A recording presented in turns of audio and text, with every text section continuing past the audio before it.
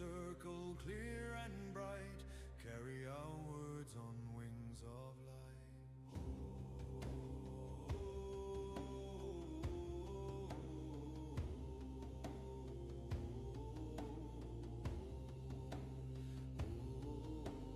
Fire of the south, ember and flame, heart of passion, forge and flame, kindle courage fierce and true, ignite the will in all we do. Water of the west, moon touch sea, tide of vision flow through me, wash us clean of doubt and fear, let intuition's voice be clear. Earth of the north, mountain and stone, root and foundation, flesh and bone, hold us steady, strong and sure, guard this circle firm and pure. Spirit above, below, within, sacred thread that weaves and spins, source and center, spark divine, bind our hearts in will and sign. Air, fire, water, earth and spirit bright, sacred circle sealed in light.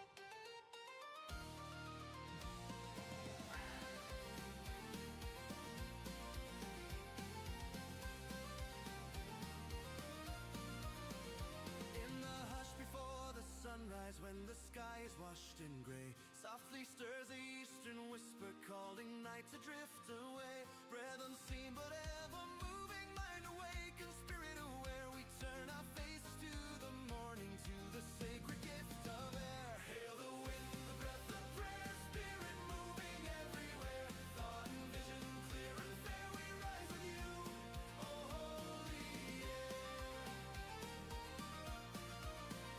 From the east the light is breaking, silver thread, a newborn flame, carrying the seeds of knowledge, every word and every name, inspiration's quiet murmur, ideas dancing bright and rare, all beginnings ride upon you, ancient living breath of air. Hail the wind, the breath of prayer, spirit moving everywhere, thought and vision clear and fair, we rise with you, oh holy air, oh holy air.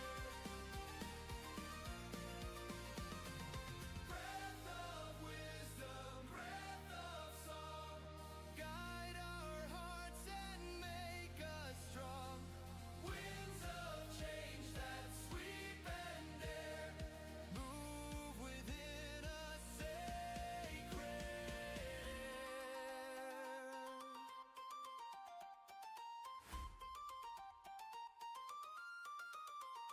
You are thought before it's spoken, you are truth on unseen wings, you are unity in motion, thread between all living things, in each lung your blessing enters, in each voice your currents flare, we are bound by shared awakening, by the sacred breath of air. Hail the wind, the breath of prayer, spirit moving everywhere, dawn within and dawn laid bare, we begin with you. Oh, air in light, so mote it be upon the air, oh, hold it upon the air, so mote it be upon the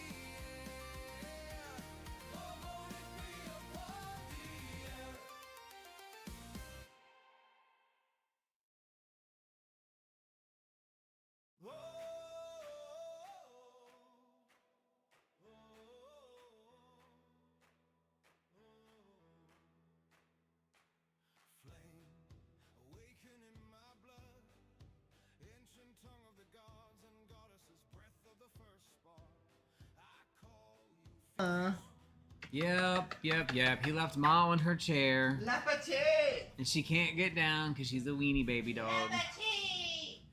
Come on, stop running! Stop running! That's probably very crushing noise to people. Look at her.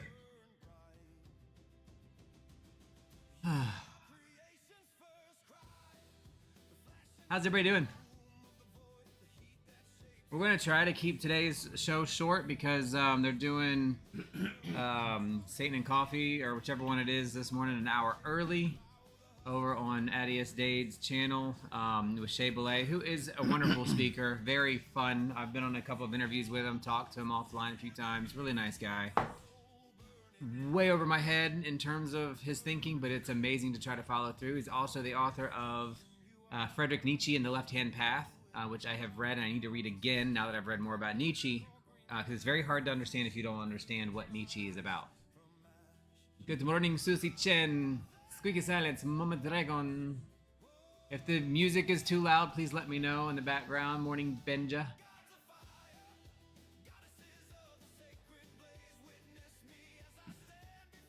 What? Nothing, waiting for you to talk. Oh, good morning. Good morning. Morning. I'm trying to focus. Cannot take my meds this morning because I'm doing an exercise, so trying to hone it in. A little hyper. Yep. A little hyper, a little scattered, but I'm having fun with my TT. What are Tina's concerns? Oh, she has plenty. I don't have a steak. And it was promised. And it was promised last week. My daddy Brad promised to get me some hamburger meat. Oh, she's looking at you. It wasn't me. Oh. I will save you. So that's our concern. I will get it for you. We promised them we'd cook them hamburger meat and we didn't. It wasn't Miss Jenkins this morning. So she's a little peeved about that. She wants her hamburger. Twisted, good morning. So also, if you don't know, and I know I'm plugging this a lot, it's not for money. Trust me, we're not monetized. But Max 2 Core is the music you're listening to. It is not yet published. I've got one or two more to write before I will publish this group, but there's a whole playlist here. I just want to get two more things done before I put this one out there. But the other music that we also play can be found on Spotify. What else? Spotify, YouTube Music, Apple Music, anywhere. There's like 20 different places we publish to. If you want to actually hear these songs playing right now, you do have to have Suno. Suno is free, so you can listen to anything on Suno. But if you go over there, it's 100% our words. The music is AI, but on Suno.com, you can sign up for free, and you can listen to Max 2 Core there with multiple playlists before they get mastered and released. So the song you are listening to now is probably my favorite. If you can hear it, it's called Where the Water Turns West. These are all things that I've written in the past like 2 years. You know, she's now going to yell in there until somebody feeds her. Jesus. Is that Ma? That is Ma. She has become a demanding little princess. Will you watch Tina if I go feed her? I'm telling you. Yes, I will. Y'all can't be barking when I'm on my session. Come here, Teen. No barking during session. Oh, I thought she was stuck on something because she was so heavy. Oh, that's not nice. You're gaining your weight back, my dear. Don't look at me. I didn't say it. Go feed her. Sorry, we're we're having life changes at the moment. All right, Tina, she wants to stand there. Morning, Hootless. So we have I think a really cool topic today. It was actually inspired by the conversation in the past week in Discord, and the topic we come up with is Whispers Between Worlds. And so this is kind of a intersection between the sacred, the spiritual, right, the psychological, and the paranormal and neuroscience. So we created these four lenses, or we did a little bit of research this week on these four lenses, and they are again, spiritual, psychological, neuroscience, and pagan. Then there's also other things that we can explore outside of that, the paranormal. And it came out of the conversation that you guys were talking about, and this might be where Hootless. There was a post you made, and then some discussions and responses from our friend Paranormal about whether things that we experience, are they scientific, are they spiritual, are they occult, are they psychological? What are they? Are they kidding me? Are they real? And what is real, right? So I am very, very, very intrigued by metaphysics. And this is a very metaphysical proposal process, right? So yeah, it's very, very interesting how that works. And yeah, no, I know this was a post, like a post picture that you shared, that I was reading. It was really interesting. And you said, you mentioned that you wanted to believe it. I believe something like that. Like I want to believe this, or I wish this were true, or something like that. I'm not saying it right. About getting into a liminal space in your head. And when you're in that liminal space, you hear things. You're falling asleep. You hear the birds, but you're hearing the birds talking. That post. And it got me to thinking, we experience so much in liminal spaces, right? I experience everything in liminal space. We take meditation to get to a liminal space. November 11th or 1st, the Day of the Dead, liminal space. We take drugs and medications to experience and hallucinate liminal space. Does that make things real? Less real? But yeah, so it just inspired that conversation in me of reality and what is real, and it brought my metaphysics, my hermetics, all those things up to together. So it's really, really interesting where that came from. But that's the topic for the day. But before we do that, we should talk about what you're reading and doing. I left my book in the in my backpack. Hold on. I will turn your phone off. It's my mother. Oh, she's right there. She can chat. That's her problem. She can't figure out how to chat. She got it on the TV, but she can't figure out how to chat. I have to help her. That's too funny. So I'm reading a book called Hardwiring Happiness, and it's really good. It talks about our negativity bias as humans, as a defense mechanism, how we always remember or focus on the bad, like, oh, she doesn't like me, or I did this wrong, or whatever it is, instead of positive. It's interesting on how to rewire the brain and hardwire happiness. So that is really good. That's really what I'm reading now. And I'm finishing up The Little Liar by Mitch Albom, which is all about the Holocaust. And it's really sad and hard to read, but it makes me want to study the factual, read things that are fact-based on it. Very sad. That's my uplifting reading. What are you reading? I'm reading a lot. I finished The Little Liars, which we talked about last week. I want to get another Mitch Albom book to continue that path. I'm reading For the Fans, which is the Paranormal's recommended gay smut book. Oh, I want to check it out. There's been no smut yet. It's just fighting. So we'll see how it goes. I'm not huge into young adult fiction or young adult fiction. So some of the themes right now are a little frustrating for me. Tropes and things at the moment, but hopefully we'll see what it happens when it opens up. I've made a little bit of progress in The Way of Hermes, but I'm doing that very slow because as I'm reading it, I'm also thinking it and writing about it. So I'm like interpreting what The Way of Hermes kind of means to me through me. Still doing a lot of my Esperanto. Yeah, I'm doing that too. Yep. I now know how to go to ask where is the bathroom. Kie estas banchambro? Or lavchambro, depending on whether you say restroom or bathroom. And I can describe things, and I can talk about basic food and animals. Nice. She estas blue-eye houndai. What is that? Well, that was wrong. It would be she-eye. She blua hundo.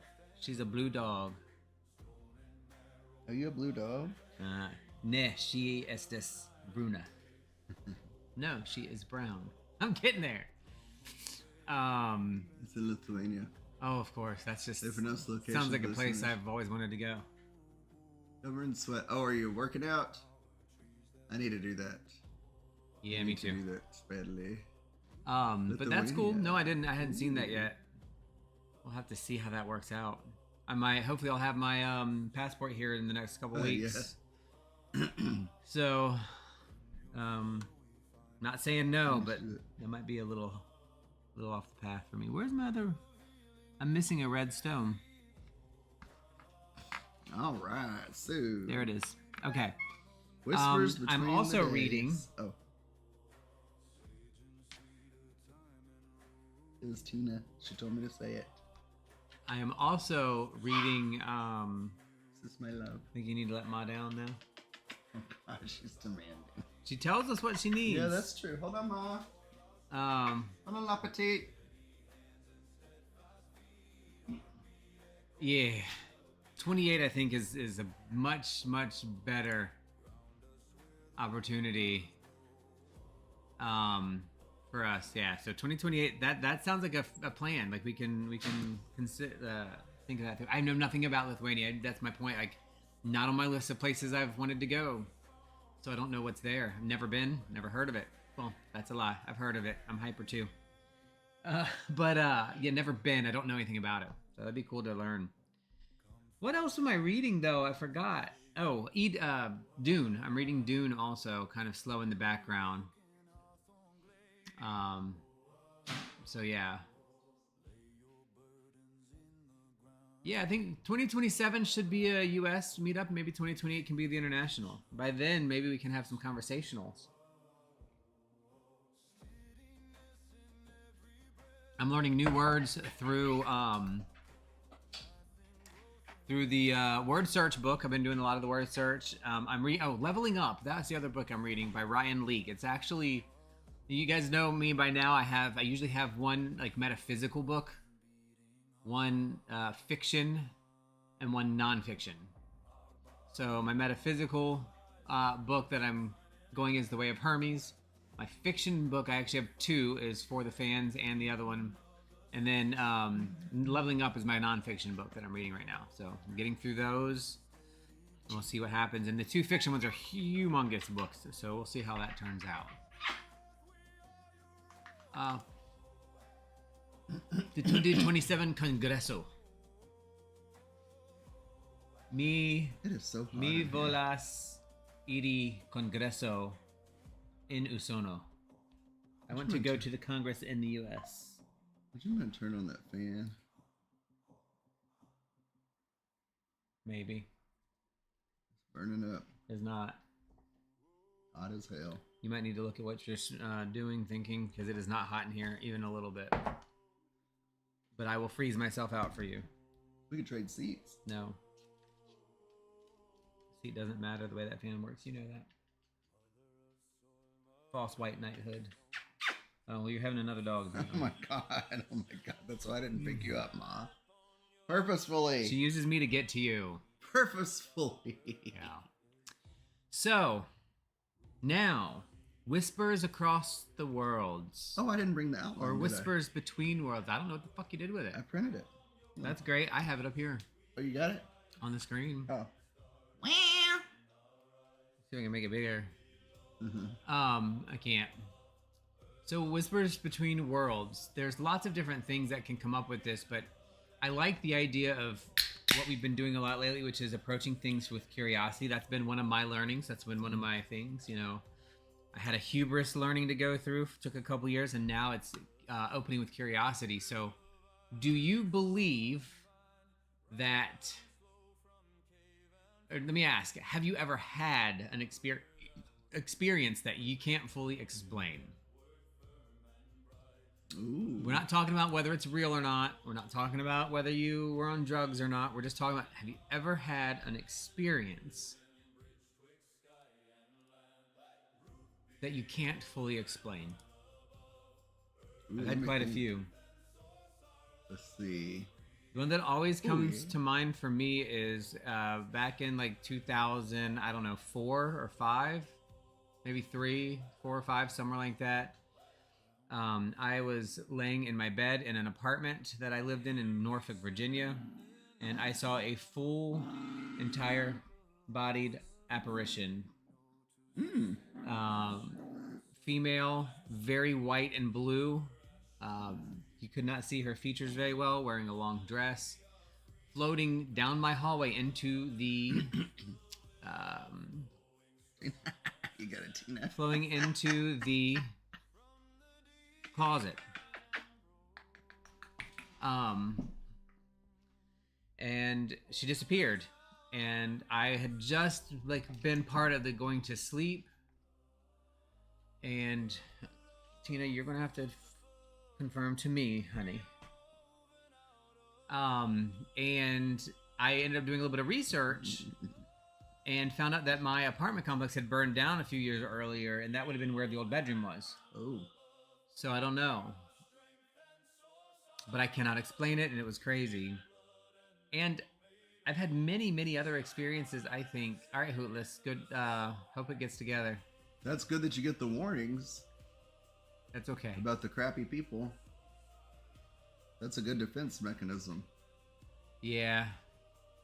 But I've had a lot of experiences that I can't explain, but I also hesitate because I don't know that I want to explain some of them. Some of them I just like that they're unexplainable. Like experience of overwhelming peace and connection, like just completely overwhelming, usually when listening to certain music. You came to me, I didn't ask you. Now pat me, motherfucker. Pat me, motherfucker. Yes, Twisted, we have a little bit visions in this dark entity, but what else? Like, are there other things that you've had experienced? Even the small stuff. Oh, that's creepy, Manny. Well, did he deserve it? Oh. Mine was when we were in not in Ver's not a place, Virginia, and we went to the Deep House Woods or whatever, and went down that path, the ghost walk, and we saw those eyes. Became immediately nauseated, and it said, "Turn back" or whatever. And then we kept going and kept. It was like them red eyes. It was night in the trees. He stopped. Yes. And then they'd go back, and it just got worse. And when we turned away, the nausea went away. It was weird.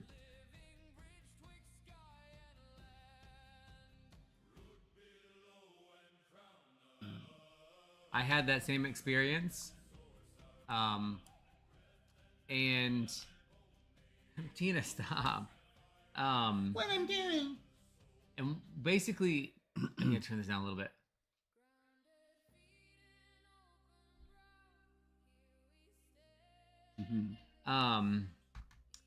I was present on that experience, and it was very much a deep guttural feeling of uncomfort and unease, where we really physically couldn't go past that one section. It was so uncomfortable. And I don't think it was dangerous. I think it was showing us discomfort to trying to express something. I'm a nurse, had a patient pass away. Next day, walked past the room where she was, saw her sitting on the bed. Room was very cold. She turned her head and looked right at me, and then just, oh, that's creepy. It's a shivery one. Ooh, that's creepy. Mama. Yeah. The financier sees a dark shadow. Yeah, that's so it's really common. Nurses have a lot of stories. There's a spiritual nurse on YouTube. She's there's a couple, but this girl, I've got to see if I can find it, but she's really good, and she talks about, death and the experience of where she, you can't be present as a nurse and not feel the soul in there, and it's really neat how she expressed it. So I think that's a huge experience. The dark shadows and visions that you guys talk about, Twisted and the Financier, both. What makes them dark? Is it just that they appear dark, or do they have dark thoughts and dark energies? Curious about that. Manny, a lot of times I have seen where disrespecting any sacred area, yeah, that's huge to me. I think that's why it's important why I don't disrespect churches, because I don't think they're bad places in and of themselves. A lot of the people can be bad, but that's their sacred space. It deserves respect just like anything else. I'd never appropriately or purposefully disrespect somebody's sacred areas.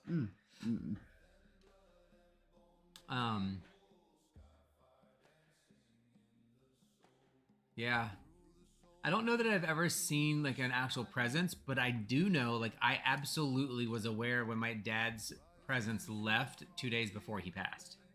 And my sister was so upset when he took his last breath, and I wasn't, because he had already gone. He was gone. I had no doubt he was not there anymore. The only reason he was still there was because of her. Oh. Yeah. And I just... Yeah. That's it's a very weird sad. experience to be present for.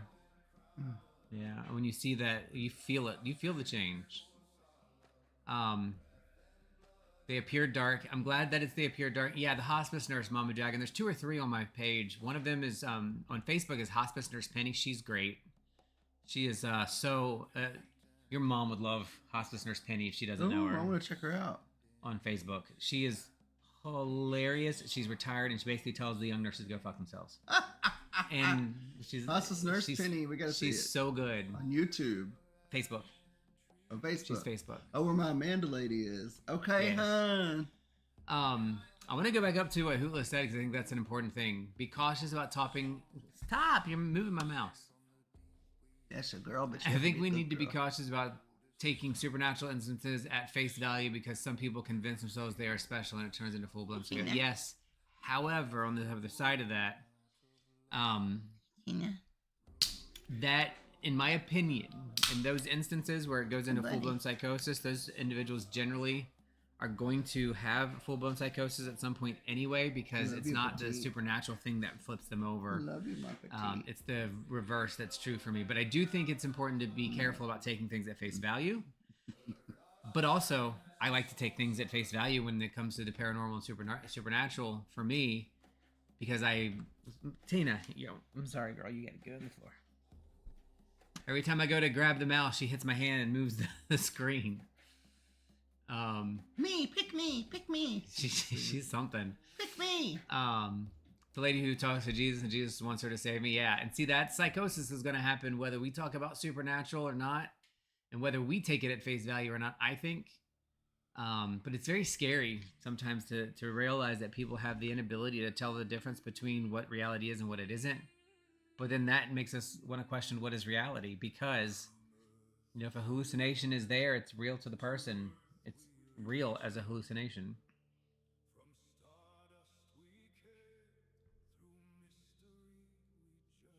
Yeah. And I believe that there is a very fine line between the psychosis of, what am I trying to say? The psychosis of hallucination and delusion that causes you to do and or speak to things outside. But what if he is there telling her that? I've seen Lexi visited me after. I agree with that line, by the way. Out of the corner of my eye, I saw Lexi a couple times after she passed away. So that's helpful in clarifying, Hootless. That I do too. I definitely give people the benefit of the doubt and belief, but I also, you cross it into me one time and say, hey, Jesus wants me to pray for you. I'm gonna be like, thank you, I appreciate that. And if you drop it, I'll be fine. If you continue it, we gonna have problems. I don't, like, for me, and I'm assuming this is probably the same for you, right? The line isn't necessarily crossed if somebody says something like that one time, but if they keep beating on it and saying it or acting differently, then that's gonna mess me up. That's gonna make me angry. Just tell them you'll dance naked for them. Yeah, and they'll probably stop telling you that. Well, the beastie, busty, bestial Baphomet has asked me to pray for you in the nude under the moon. So dancing naked. Know that I'll be doing that for you on the 28th. I guarantee you they'll stop. Just go outside and look at the moon, and you'll know that we're looking at the same moon while I'm going, doing my birds. Don't stop. I'm just kidding. That's kind of mean. Yeah. Yeah. That's terrible to me. It's very frustrating. Once you lay a boundary or a standard, then it should be respected. And at work, their boundary should have already been there. That should have been expected to have that boundary. You know what I mean? I think that person crossed it. But, yeah. If I told you how I talk to God, you would likely call me crazy, just saying. Maybe. But then if we talked about it in more detail, because I talk to all of the energies myself. I talk to trees. I don't see that any different. If that the way I talk to trees is the way you would talk to Jesus, unless I come to you and say the trees tell me that you're a bad person and you need to repent. That's the line, right? Or I might say, hey, the trees are talking to me. They feel this energy around you and they want you to do and experience. And they're like, look, I'm Christian and that makes me uncomfortable. Like, okay, that's no problem. No problem. Yep. No, you got me intrigued now. I want to know. But you don't have to share. I'm like, tell me. Yeah. Yeah. Oh, 100%. And I actually have taken academic classes on metaphysics and theosophy, and I'm very intrigued by one of the theories that's in metaphysics, and that starts off with, all the things that are outside of what's physical is the easiest way to say it. Meta next to, like, beside physical. And because we can't measure it, people don't believe that it's there. And I completely disagree with that because, we weren't able to measure radio frequencies until we were. Yes, mama. And now we know it's there. Dragon. And we didn't do this and now it's there. I think metaphysics is going to be the science of the future, and we're going to learn more, but one of the questions that was first proposed to me in a very entry-level metaphysics class was, what's in it for you and what's in it for me? And in order to progress to a real good conversation about things that are supernatural metaphysics, we have to know what's in it for you and what's in it for me. Because there's always something in it for me and for you, or else I usually don't get interested. Maybe it's curiosity, maybe it's something else, but we have to address those things. And I think that helps when it comes to the idea of psychosis. If somebody's having conversations and what's in it for them is control and, they feel the desire that they have to go pronounce and show things and share things across, that's dangerous. To me, like when things, whether it's God or like that thing in the woods, entities or beings, when they talk to me, it's like it's a communication, and like I hear about in my mind, like I don't hear like with my ears. You know what I mean? Mm-hmm. Like, it's just like I know what they're saying. It's like clear. Do you hear words in your head at all? I do. Yeah, I hear words. Yeah, but I know they're not saying it out loud. But I hear words. Yeah. Is it clear sentience, or what's the right word? Clear sentience. Clear audience would be that one. So, clear audience would be you hear it. Clear sentience is you know it.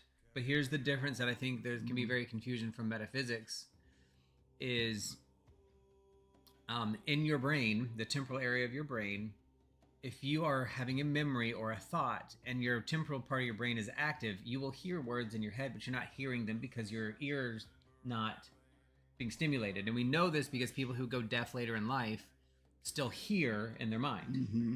People who have never heard don't hear in their mind because they don't have that comprehension, or that temporal part isn't being used.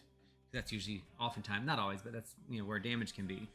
Now, granted, that's probably a different experience for many people. I won't speak for all deaf people. I'm not deaf, but there's research about that. But clairsentience is, I just know it. You don't hear a conversation. There's no temporal firing. It's just, you're going to die. You're going to live. You didn't hear it. You just know it. That's clairsentience. Hello, Mystic Marks. Mystic Marks, welcome. I am the eternal warrior of the Pendragon. Welcome. Not be denied nor. I would love to know a little bit more about your what this is, the what do you call it, an intro, your first greetings. Please feel free to share. We are currently talking about what is it? What do we say? Whispers between worlds. Whispers. Knowing that years ago I felt my parrot had died the day before walking out. Oh yeah. Twisted, I don't think it is. Yes. I think Susie Chin, little Lexi visited me like similar to that. It is a gift. Yeah. Oh yeah, I've definitely seen Lexi. Out of the corner of my eye. Mm-hmm. And according to McKinnon, Danielle, who I've done a lot of listening to, those are the fleeting moments that they want you to see, so that they know they're still present. I definitely feel all of them still present. So Twisted says that she decided long ago her Jesus and God must be different from the majority of other Christians, and that may be true. Oh, is that Mark 5? I don't know. I don't think so. That doesn't seem like something he would say. I need to turn this down. It's too loud for me. Messing with my thinking. It's a loud song.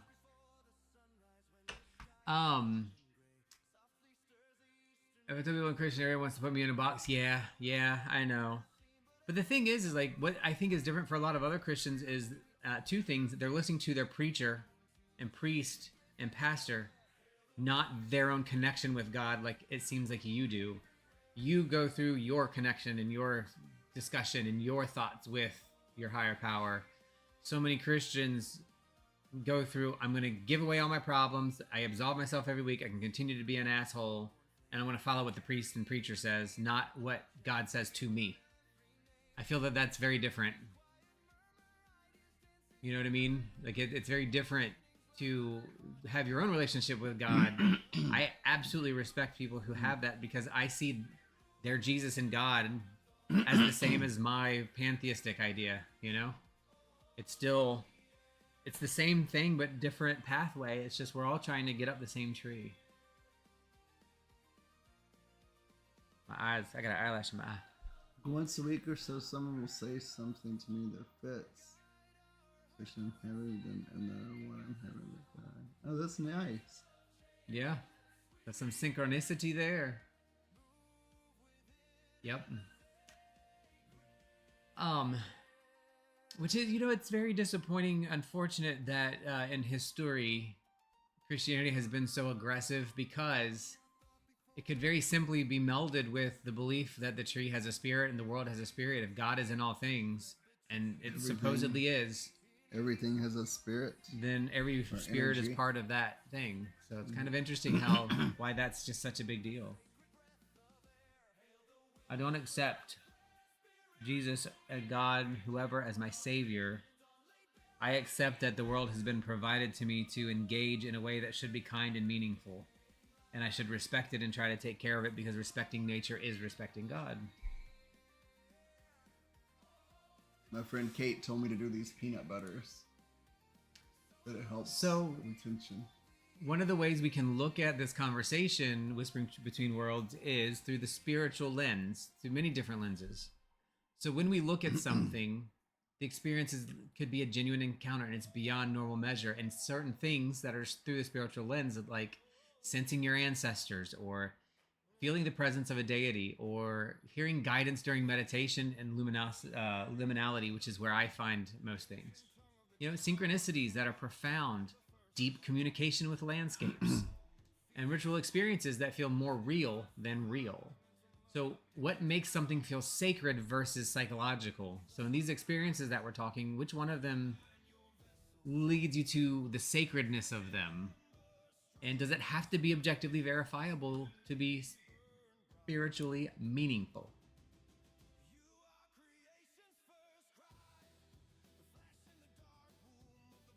Yep.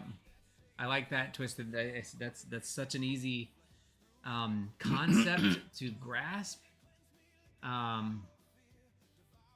It's very, very enlightening to see it. And so that's one of the reasons why I try not to be so anti-Christian, because it's not the God that I have a problem with. It's oftentimes the Christians that I have a problem with, and that can drive you away. That's what drove me away from the church, was how I was treated by the people.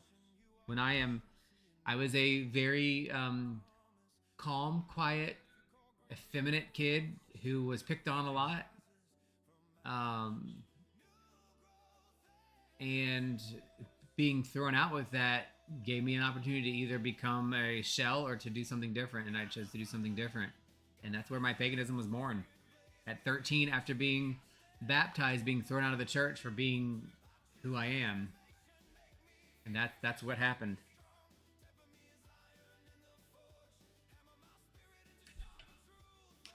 Let's see.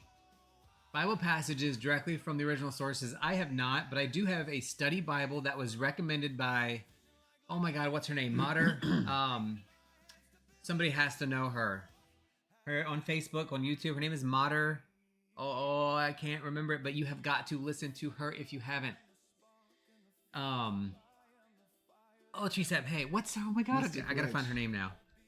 Because you guys, especially if you are Christian, or interested in Christianity, so she recommended a study Bible for me, and I have it. I haven't really read it. I have two Bibles. I have a study Bible and a picture Bible, because I'm interested in the stories, just like I'm interested in Norse mythology. There's some stories in there I want to hear. So she recommends this study Bible. She's like, because it is written based off of original versions, and little baby, it is very as unbiased as she can possibly get it. And she's a very she's biased, and she'll tell you. But she is so freaking amazing. I love her. Hello, my petite. Monty Mater. That's who it is. Monty Mater. I am not kidding. Give her some time. If you guys have a chance, I'm going to put her name in here. She's in Facebook and YouTube. She is an absolute beast, scholar on the Bible. She is not Christian now, I don't think. I'm not sure. I know she was raised by in the church. But if you are a Christian and you want to hear some of the things that she talks about in an academic way, it's eye-opening. And if you're not, she is what's been helping me to not be so angry with Christians, because I'm understanding more about where these things come from. It is amazing. She's amazing. You should check her out. Ow! That hurts, Tina. She's gonna hurt me. I'm sorry, girl, but you hurt my leg.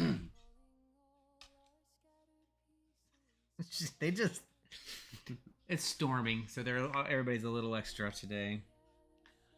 But yeah, you should check out Monty Mater if you have an opportunity to. If you like the academic, she gets very excitable sometimes, but in this moment when turning the tide matters most is to go numb. Oh, she's so good. I can't watch her right now because I'll cry. Numb. She's good.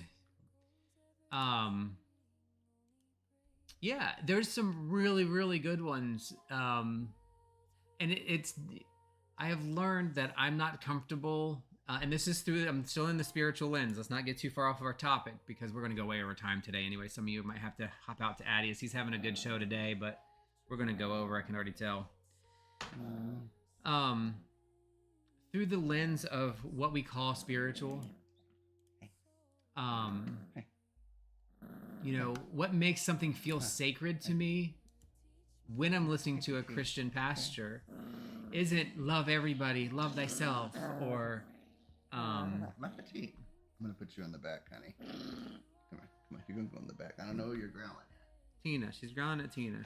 Go back, okay? These dogs, I'm telling you. So anyway, when you hear them and they don't talk about like, oh, love your neighbor, love everybody, and they just talk about what it means to be a good person and to be kind, that is what I want. I don't want people to tolerate me. I don't want to be tolerated. You don't have to like me. You don't have to do any of those things. But when you have respect for humility and humanity together, it's so important. But anyway, I would recommend checking her out. But I'm going to go back to our question.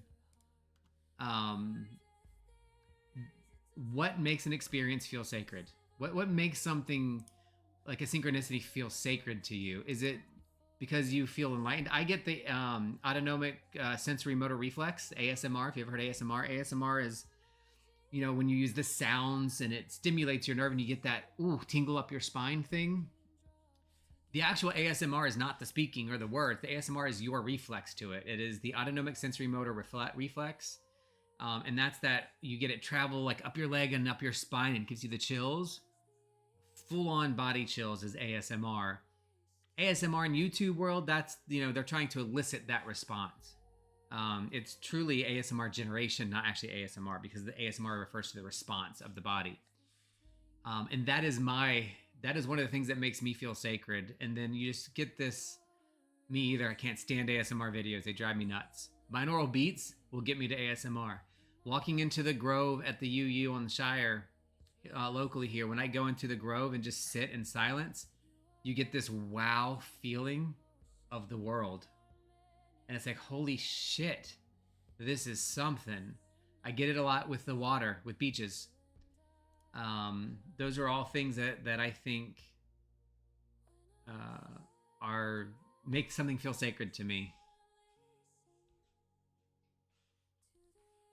Come lay down, Pipe. Miss Pipe. You stay right there, Tina. He's coming back for you. Hey, Pipe. Miss Piper says hello. Oh, I love binaural beats. But they have to be very specific ones. And Twisted, I agree. I could talk about it all day too. I can't stand ASMR videos though, but binaural beats, it has to be set with a certain kind of music. It can't be just the tones. The tones really, like, they make my teeth grate. Like, just having the two tones, I can't do that. But if it's set also with drums or something like Aura beat, which is like the I call it like planetarium style music, like the big wow world orchestrals, I can do them, and I literally can transfer and astral in seconds. And binaural beatings are important. I think they're really important. We all should have at least one binaural beat. I bet they do. So I'm going to leave that particular topic with the other question, which was, does an experience have to be objectively verifiable to be spiritual meaningful? I say no. I don't think anything has to be objectively verifiable to be meaningful. There are some people, if you look at materialism and looking at other things where they do feel, yes, it has to be, but I do not agree to that. I'm not much a materialist. But ooh, heavy metal? I don't know that I could do heavy metal. Blow to the head? Ooh, I have to try that. Yeah. Squeaky. Binaural blow to the head. Squeaky, that would hurt. Furry rage. Squeaky. I agree. I think experiences are subjective. I agree 100%. You hear her yelling back there now? She's mad at me. She mad. My petite's mad. She got put in her room. Leave her back in there 5 minutes. I let her out. She's yelling at Tina, and you can't do that. You cannot yell at Tina. Tina has her own concerns. Nobody can yell at Tina. Maybe Ma needs a show. Maybe Ma needs I think everybody would just be mad at her. I don't think she'd be very nice. The bitchy chapit. The bitchy chapit. I absolutely love what Hootless just wrote. I think that is very true. What do you guys think? We're forced to be objective so we can collaborate with each other, but that's not the normal way to experience things as an individual. 100% agree. I mean, we can sit here and say the table is objectively here, but I could be in psychosis and hallucinating and not recognize or sense that the table's here and it's not real to me. That's an objective experience that needs to be addressed. Does a bunch of subjective ever add up to objective? I don't think subjective adds up to objective, but I think sometimes subjective things can eventually be explained objectively.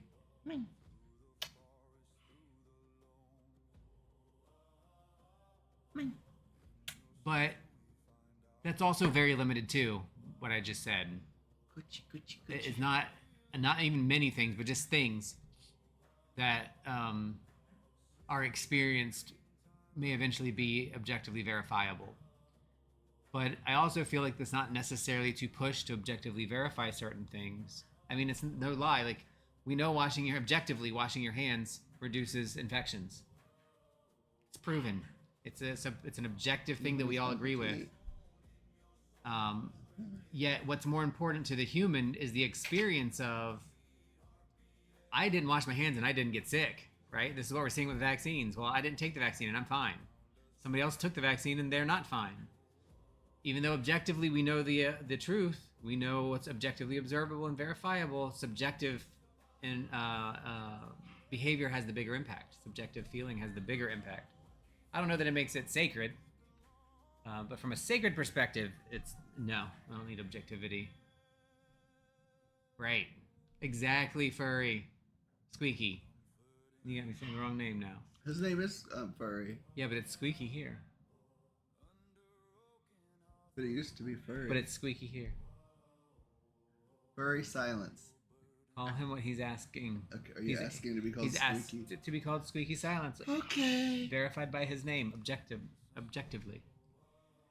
Now we can look at all of the same stuff, maybe to a degree, from the psychological lens.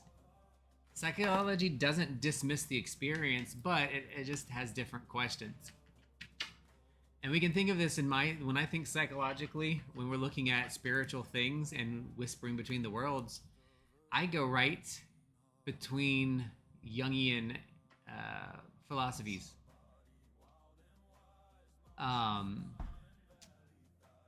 You know, and Keep it on a shelf. exactly. And I think the problem is with that subject, and you know, we're moving into the psychological point, but I will never say that my subjective feelings are the right feelings and push them on somebody else.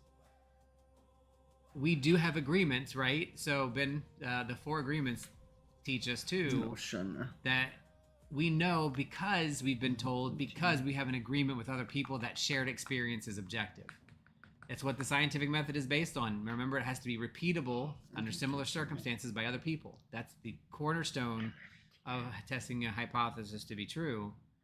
So objectively, we know it because we've made an agreement objectively that that's true. Doesn't mean that it is, right? Especially when it comes to spiritual. And navigating that can be really tough too. But so in Jungian analytics, in the psychological lens of whispering between worlds and paranormal and all these experiences, what role does our unconscious play? What symbols do we see around the world?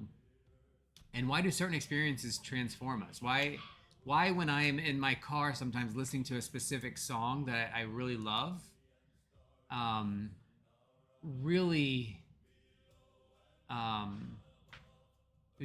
it was oh my God, earth shattering. And it was just listening to a specific song. And I said to myself, how can God not exist based on this feeling that I'm having?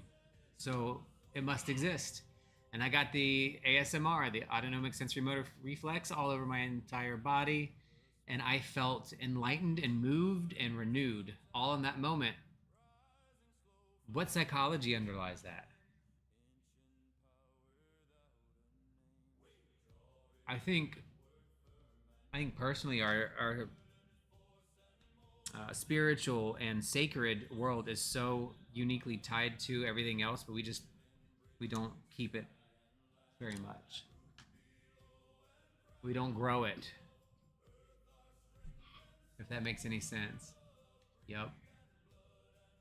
Love those full body tingles. I'm not sure what UPG and VPG stand for, Dragon.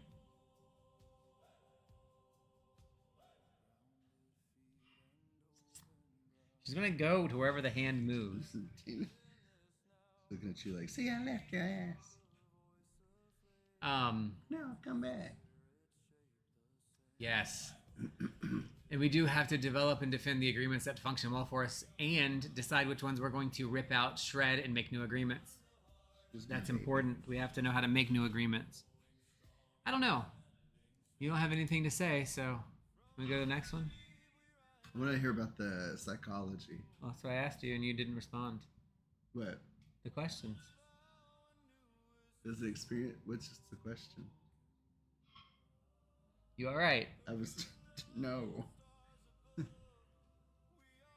What are your thoughts on the psychological part of things? If we're looking at sacredness and whispering between the worlds from this psychological lens, which includes like the unconscious symbols and why certain experiences transform us. I shared my experience.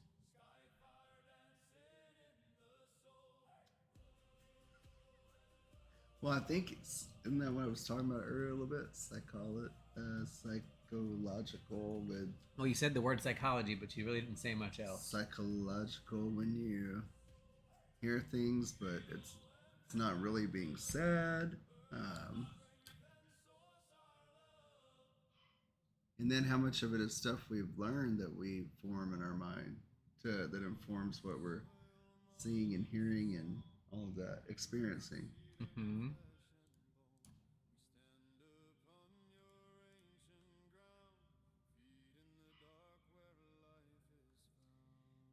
So, Carl Gustav Jung. So I've never heard those terms. I have heard people talk about verified and unverified personal gnosis, but I've never seen it written shorthand. So that's new. Because I went right to vaping, the propylene glycol and the other one, PG and VG. And so I couldn't get out of the vape head. Yeah, and so Ben, you're talking about like the nature of reality, right? Correct me if I'm wrong, but you can't be objective of yourself because you can only experience the world through your frame, which I think is really, really important to understand. And people get confused a lot with that when we talk about it's verifiable. When you're so hard to truth that a thing is because it is, you forget that you're experiencing that thing differently. We've talked about that on the show before. To me, this is orange. If you are colorblind and you don't see reds, you're not going to see orange. You're going to see Peach. brown or red. I just said if you don't see orange, if you don't see red, then you're going to see it as a blue or a gray or a different color. I don't know. I'm not colorblind, but you're not going to see it, nor are you going to experience it the same way. You know, we've talked about how color affects behaviors and how we respond to things. If you don't see red, if you're red colorblind, are you less angry because you don't see red things in the world? Could be. Do you miss a sign because the sign was in a neon yellow and you can't see that color and it didn't stand out to you as much, so you stepped off the train and got hit by a train? Bad example, but I'm just saying, is that a thing? Hello, Soren, and welcome. So that is a hugely important thing for me to think about, and I think about that all the time, what Ben said, where we don't have access to the objective because we're the subject of our thoughts, meaning I cannot experience, the person you are to me is very different from who you are to chaos. Because I can only experience you through my experiences, through my subjectiveness, and through existence. Even if you're physically real, you're still subjective because of how I experience you and the world around me. And that's from a psychological lens. When we talk about things that are sacred to us and meaningful to us, yeah, right. So what's subjective and objective? So subjective means it's my perceived experience. I feel, I think, I believe. Objective is, it was, it exists. This table is solid wood. No, it's not. It's non-biased. It's something that you can't be biased on, objective, because you see it. That's mostly. You can be biased on it very much because we there's a metaphysical question that's never been answered. Does the world exist if you don't? Does a tree falling in the woods make a sound if nobody's around to hear it? We can say objectively yes, because sounds exist, right? But nobody's ever heard it because nobody was around to hear it. So we don't know. Can't prove it. Is it objective?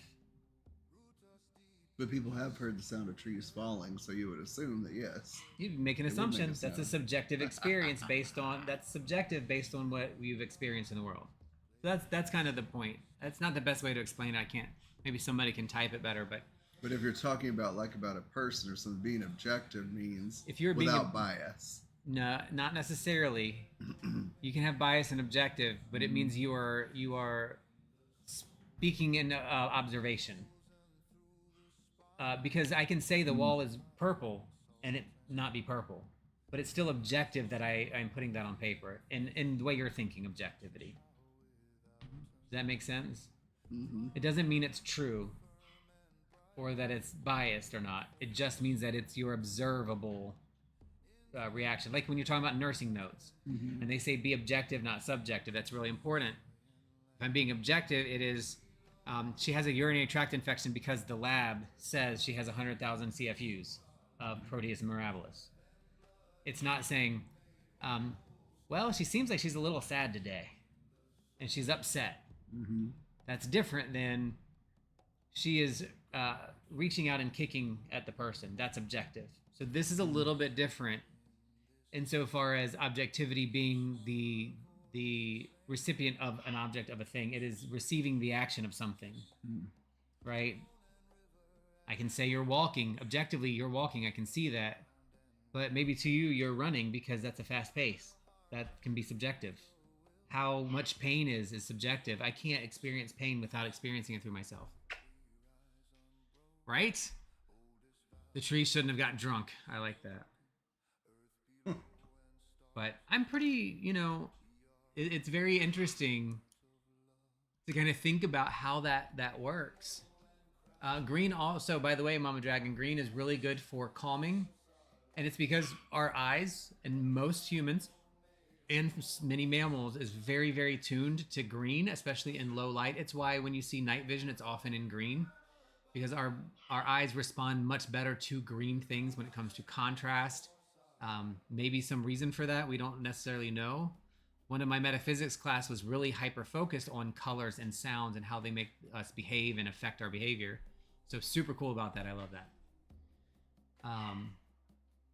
But yeah, so I love color therapy. What was about color therapy? Like with dementia, certain colors aggravate them? Think about it from subjectivity and objectivity. I can say that's green objectively because that's a descriptive factor, but it doesn't mean you're experiencing green the same way. So maybe it doesn't have the same effect on you. So the idea is, does the world still exist when you've closed your eyes and you can't see it? Well, it doesn't exist to you, but it still exists. How do you know? Your eyes are closed. You can't see it. You can't hear it. You can't experience it. If you're in a sensory deprivation chamber, how do you know it's still there? How do you not know that it goes into standby while you're asleep? How do you know? No. Well, you don't Objective. know because Exactly. you're not paying attention. That's why it's subjective. That's why humans are subjective, because I experience it through my frame of reference, and you can change that frame of reference. That's what I aim to do with my life, is to change my frame of reference To Schrodinger's chi. Yeah. To change your frame of reference to not just from just in general, like to change it, to perceive things differently. In the Schrodinger tree theory, right? Yeah, it wasn't tree sap. It's somebody else's tree. It's not tree sap's tree. Tree. Oh shoot, I just lost what I was gonna say. It was so good too.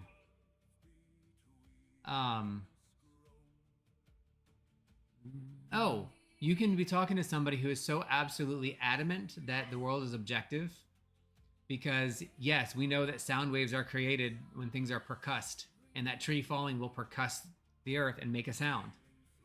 And that is objectively true, but you cannot subjectively prove it. So that's going back to what they were talking about earlier a little bit, about the objectively and subjectively, verified versus unverified personal gnosis. What you know to be true, is it verified or unverified through you? Through me. Yeah. But not through you. Maybe. Or it could be. Yep. So it's one way to experience our world. I think subjectivity, and what Hula set up earlier about subjectivity, is when we accept that we're designed to experience the world subjectively, it becomes a much warmer and more living and loving place to me. That's just my opinion. So we're going to keep going. I know we're going to go over, but I wanted to, through the psychological lens, the unconsciousness definitely plays a role in this to me. I think symbols emerge everywhere. We've talked a lot about them in previous shows. And I think that experiences transform us because our humanity is searching for something better. Ooh, what's this one? I'm going to touch lightly on the neuroscience lens because I think it fits again with the psych lens. But there are certain brain states associated with unusual experiences. So I want you guys, we're going to transition to a little different topic, or same topic, but in a different way. So whispering between worlds, we're thinking about liminality, right? Our experiences, subjective experience. And I want to talk about hypnagogia and hypnopompia. Hypnagogia is the transition into sleep. So at that moment, if you've experienced it and you're asleep, and I've done it a lot of times, I literally would just jerk myself awake because I either was falling in my dream, and that's when I dream. I hate that feeling. I love it. Oh, I don't like it. Feels so good to me. Like you feel it just shocks me into liminality for some reason, and that's hypnagogic state. You've heard someone probably say that your hypnagogic state. That's your transition into sleep or into like a hypnosis, and it's a liminal state, absolutely. And you get this feeling of extrasensories and perceptions, dreams to me. When I don't remember my dreams ever, unless I'm in a hypnopompic state, which is the state of waking. So if I wake up in the morning at 3 o'clock to pee, and I go back to sleep, that moment I will remember the dream that I had in that period. It's there, intense, because that state allows those things to exist. Sorry, puppy. Yeah, and Mama Dragon, there's a lot of neurochemicals in our body that go out to kind of keep us from moving, and sometimes those chemicals don't get released properly, or melatonin, which helps suppress our physical movements as we get tired, and also triggers another neurotransmitter to tell our bodies that if we're dreaming, we don't want to punch the person next to us, or stab ourselves, or beat ourselves and punch ourselves in the face. That's that hypnagogic state. Deep meditation can get you there. Sensory deprivation can get you there. So can intense grief and awe in nature. Awe in nature is like the best one for me. It's so amazing. Like when I'm like I said in the Grove, when I go out and I feel this connection, and I just got to chill. I just had an ASMR up the right side of my body of, how can we not see that we are connected? Like, this is insanity to me. Doing liminal exercises like you have experienced when you're looking at the horizon. I've said it about the beach. That's a liminal space to me. It's where the water meets the earth. Oh, man. And then you look out across the water and you see what looks like the end of the world, but it's not. There's so much out there. That is liminality. And I can meditate. That's when only time I've ever astral traveled has been in those liminal states. I love that walking and what are some others? And you see it kind of like come together. Feels like you're rising. It's so cool. I like the liminal times. I need to spend more time in them.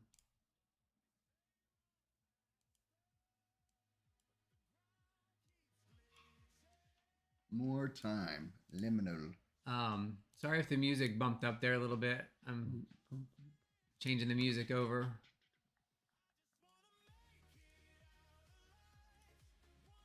I got everything going here.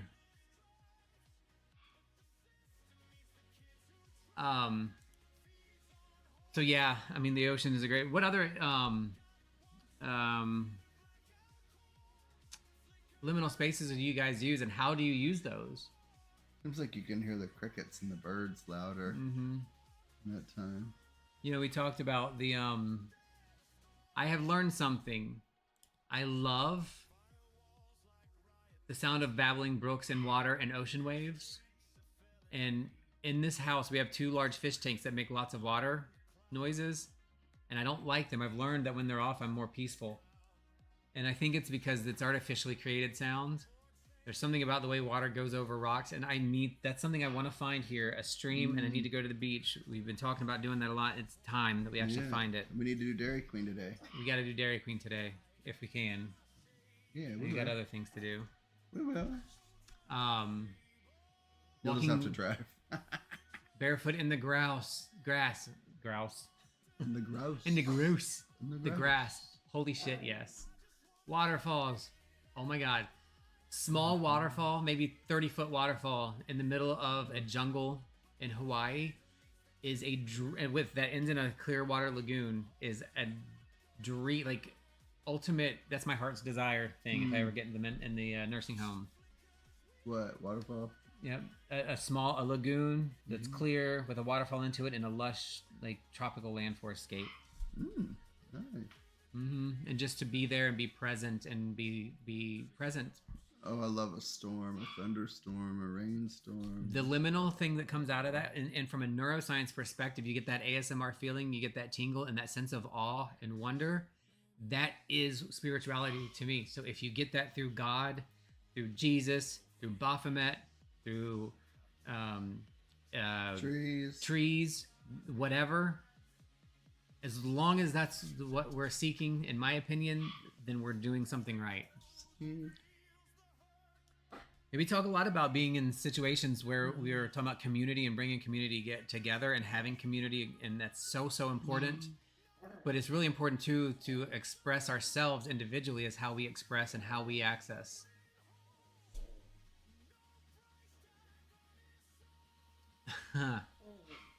You know, there's just something about that. I love having the fish tanks, but I'm kind of ready to get rid of one of them. I just want less of that sound. Like right now they're off, and when we turn this all off, it will be dead quiet in here. And it is so calming. It's so loud because I hear really loud noise when it's dead quiet, but it's peaceful noise to me. Mm-hmm. So...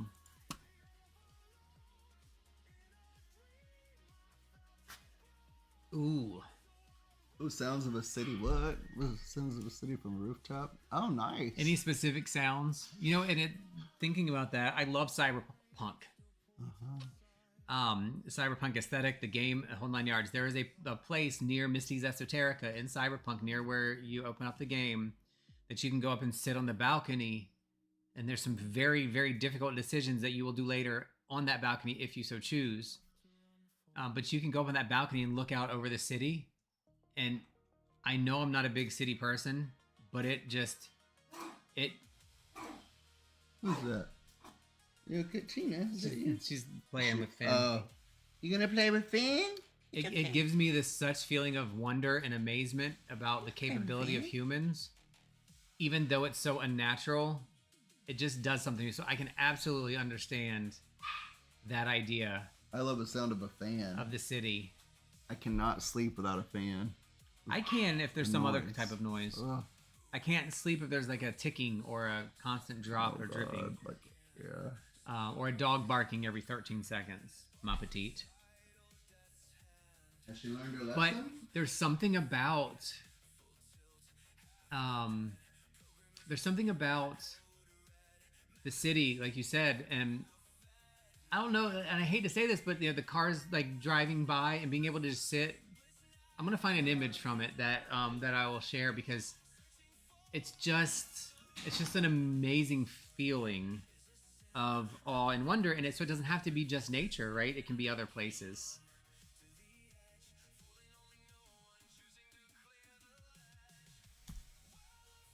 Let me see if I can find a good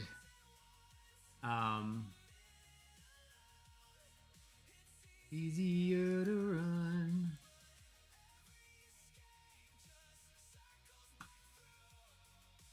And I can imagine myself, you know, looking at these places and just, I don't know, like, I'm going to share this real quick so you guys can see it. It's going to be off center, but that's okay. These images do something in my brain. Like, they give me this feeling of awe. And I know it's crazy and it's not my normal thing. I'm definitely not a city person. But there's something about it that just says, like, in this picture, there are so many heartbreaks, joys, loves, destruction. Everything is in this picture. And the capabilities that we have as humans can be so much better and worse, but it is a feeling. It is definitely a feeling. I'm trying to look for a very specific image that was in the game, but it's proving too hard to find. But I don't know. There's just something amazing about it. Like, this is a potentially future cyberpunk park. The newer addition to the game. Amazing game, by the way, if you ever want to play it. That's not so pretty. But even that has something in it to me that has meaning. And I know it's hard to see the way it's set up here because my browser share is not properly set up. But those are kind of the things that I think about a lot when we talk about, you know, city and those city sounds and stuff. I think, you know, how that would work.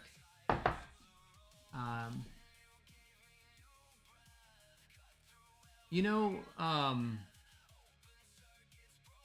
there's just something about it, man. It's crazy. So I don't know if that's the same But yeah, it's just weird, Tree Sap. I don't want to be in a big city, but I want to be able to get to it for a minute and then get away from it. I want to be able to experience it that's why I liked Virginia so much, because you can experience downtown Norfolk, which is a very bustling city, and then you can get away from it and go to the country or the suburbs and be good.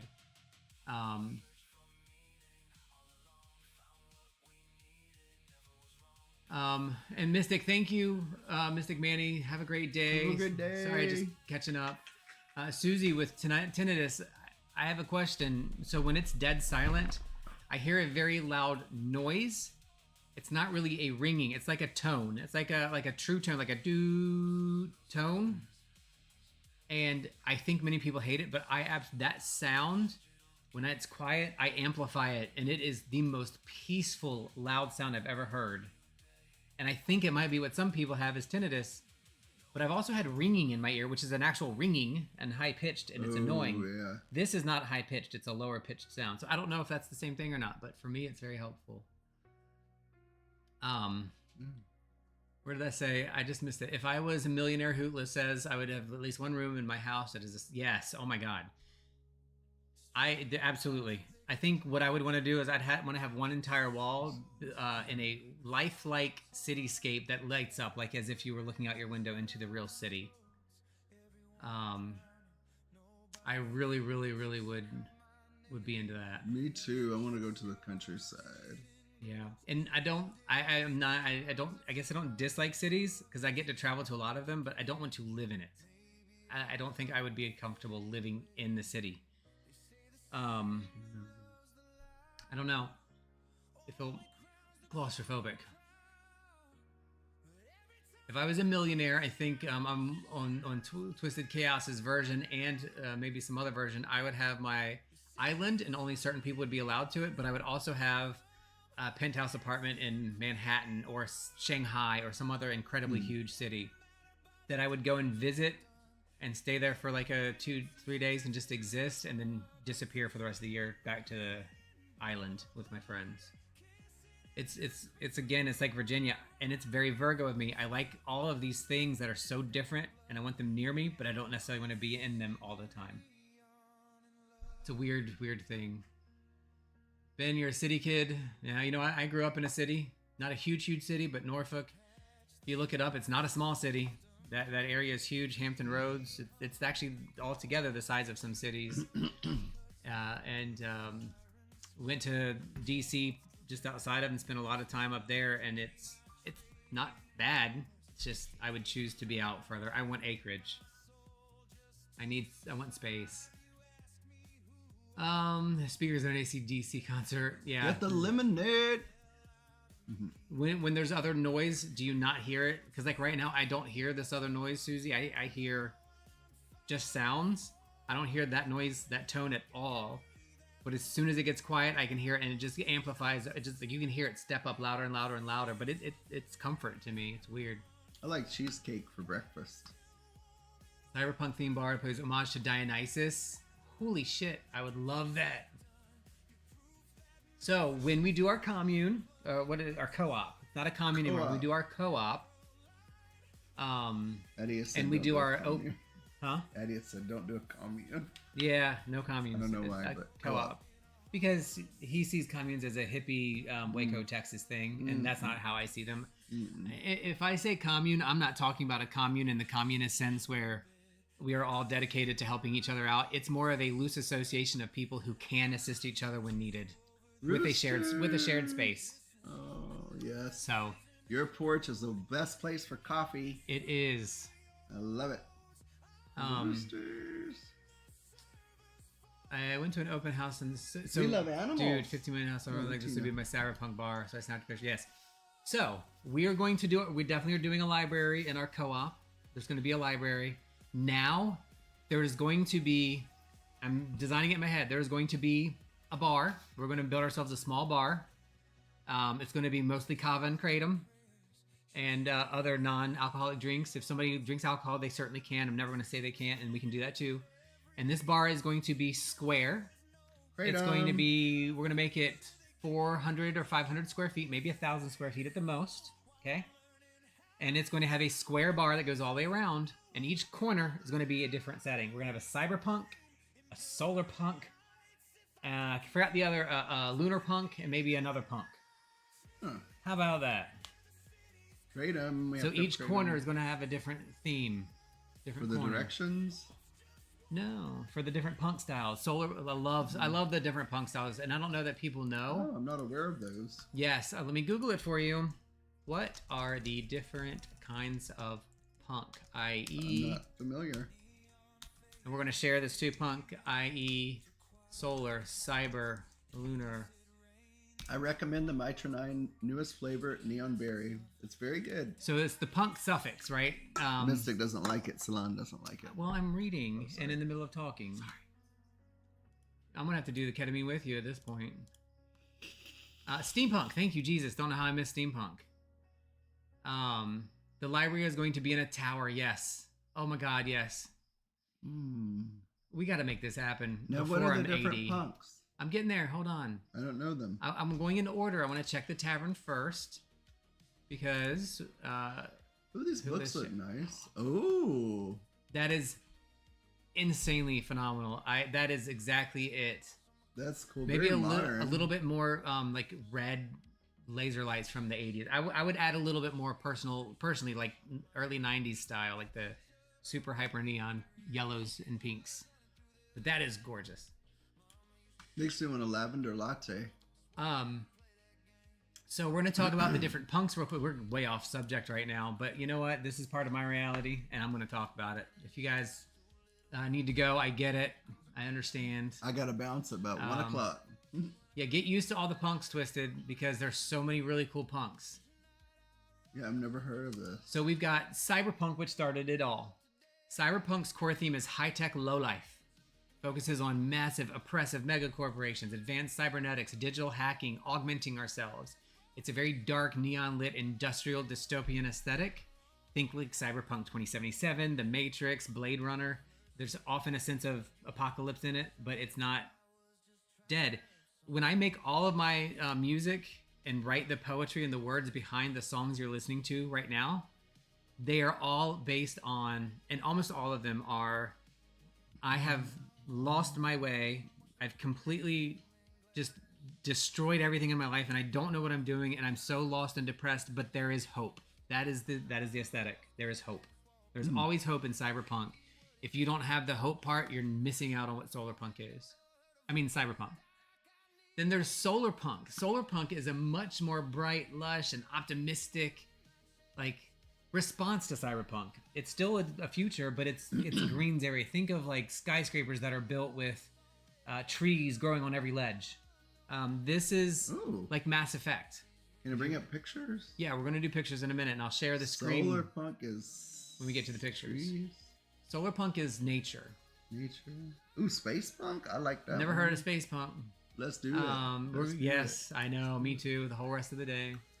There's a lunar punk, which is the nocturnal side. This is very bioluminescent and moonlit. Gardens that bloom at night. So think of if the Earth didn't or the sun didn't exist. I think I'll like that one. Then there's steampunk, which is my original favorite. I love steampunk style, which is, Victorian steam powered mechanics, and it's like the brasses and the browns and all those things. There's also biopunk, which is the cyberware part gets changed to genetic engineering and biotech, questioning who owns your DNA. There's atom punk, which is retrofuturistic. Think that game we play, Fallout. There's diesel punk, which is like cool. Steampunk and cyberpunk got together and had a baby with Vin Diesel. Oh. So like Arc could be solar punk or diesel punk. I like these punks. How about... Yes, I want to know books or movies in these specific punks. Show us. Write your own story in one of these settings. Oh, yes. Of each of these. I'm going to write my own story in a lunar... Tina.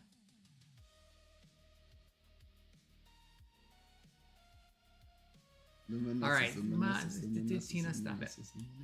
I know we've diverged from our topic like all the way. Naked punk. Yeah, naked punk. Show it. So again, guys, if you, I know we've devolved completely here like we did yesterday, probably the creative speaking, but I'm gonna share some of these pictures because these are reality. These are my reality, right? I love. Come on, my computer's having a really hard time getting over here. Let's minimize this. And sorry, I gotta rearrange because. And we're gonna transition over. So hopefully I can get these pictures to show the way I want them.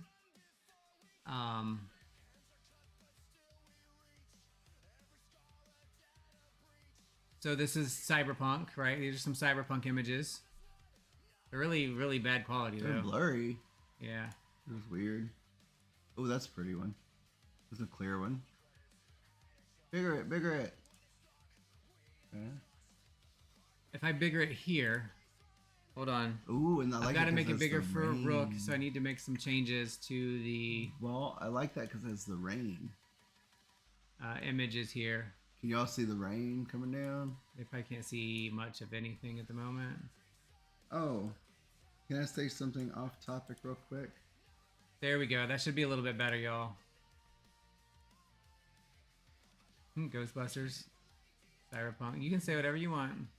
So I really want to play Dead by Daylight because they have a lot of new killers and characters since I last played. And yesterday I found out they're making a movie of Dead by Daylight. That's very exciting to me. That is the best freaking horror movie I can think of. Now, Blumhouse. Solarpunk. Ooh, okay, I like this. Very bright, airy, exciting. Is this like the nature reclaiming kind of story? Very much. Ah, okay, I like it. So it's a much more positive, utopian future. I want to join the club. Many people feel that this is more likely to happen, which I think is pretty cool. I really like that. Like it's more likely that this is where we'll end up, and I think humanity will find its way to a better place. I do. I'm a little bit of an optimist about that. But kill yourselves. That's what the Earth is probably saying. For those that destroy it, kill yourselves.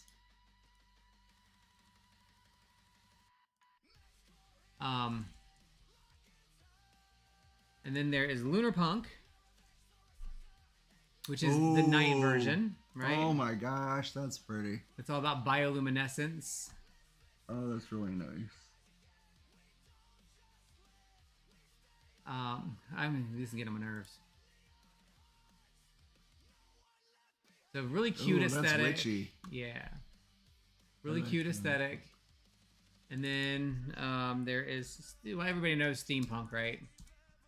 Steampunk is my original, what got me into steampunk, and so I want somebody to help me get this is my steampunk outfit right here that I need somebody to help me build. I like that one in the coat with the bio, yeah. That's too hard for me. I want this, so somebody, Twisted Chaos or Danelle is gonna have to help me do this. This is what I wanna, this is the look I wanna do. That is so cool. So, guys, sorry I have to save this real quick because ooh, maybe they can help me with mine. My bioluminescence outfit. I want a hat with crystals coming out of it. And fire on one side. Punk types. Diesel punk is another one. Maybe this will be good. Let's see if I can get this big enough to make it. Nope. Sorry, I was hoping I'd be able to make it. Oh, there it is. So here's some good examples of steampunk. Raypunk. So Raypunk is more in this was popular in the 40s, 50s, and 60s. And think of like the original first set of science fiction would be Raypunk. Ooh, like Star Trek and stuff kind of. Before that. Diesel punk. Ooh, I like that airship. This is very, it says film noir, which is like the dark edged, the real end of the world. This is really, really sad and dystopian. Atom Punk, which is my favorite when it comes to like Fallout 76, is very Atom Punk. I've never heard of cassette futurism, but that's neat. Ooh. Cyberpunk, my heart. So, again, just a couple of examples. since we get way off topic there into the punks, let's catch up with our chat because we've been looking at these images with you guys. So yeah, those are aesthetics, those are things. But anyway, I think the idea is when we got off to this topic, we were talking about the neuroscience lens, right, and how that affects what we see and what's objective and what's subjective. But I want to draw us back to the conversation after that divestiture into something else, to the pagan lens.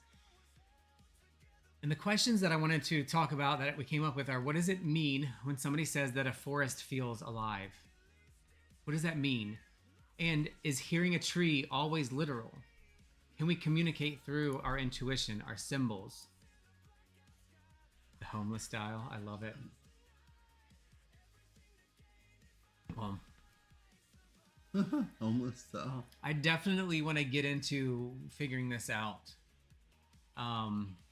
Having these different aspects and aesthetics, because they express ourselves, and I can express myself through what I wear, but I'm so poor at picking out the right things and making it work.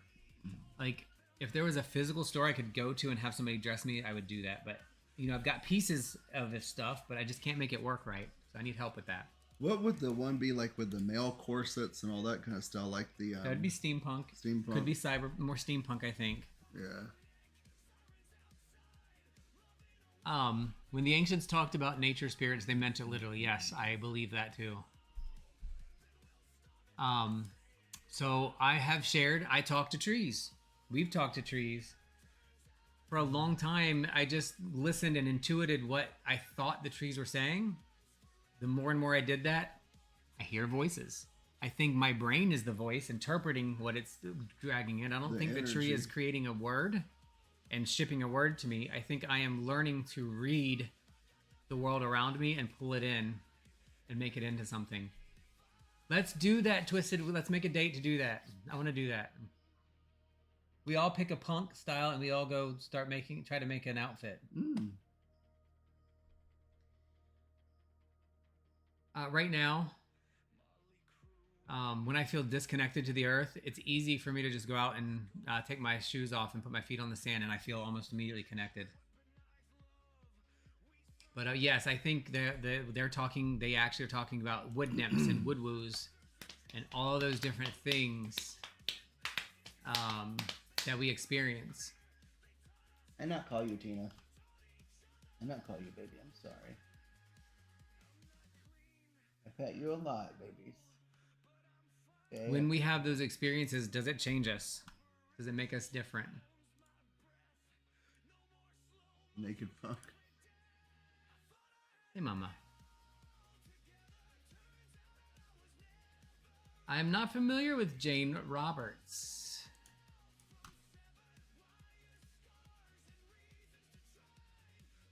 I'm gonna Google.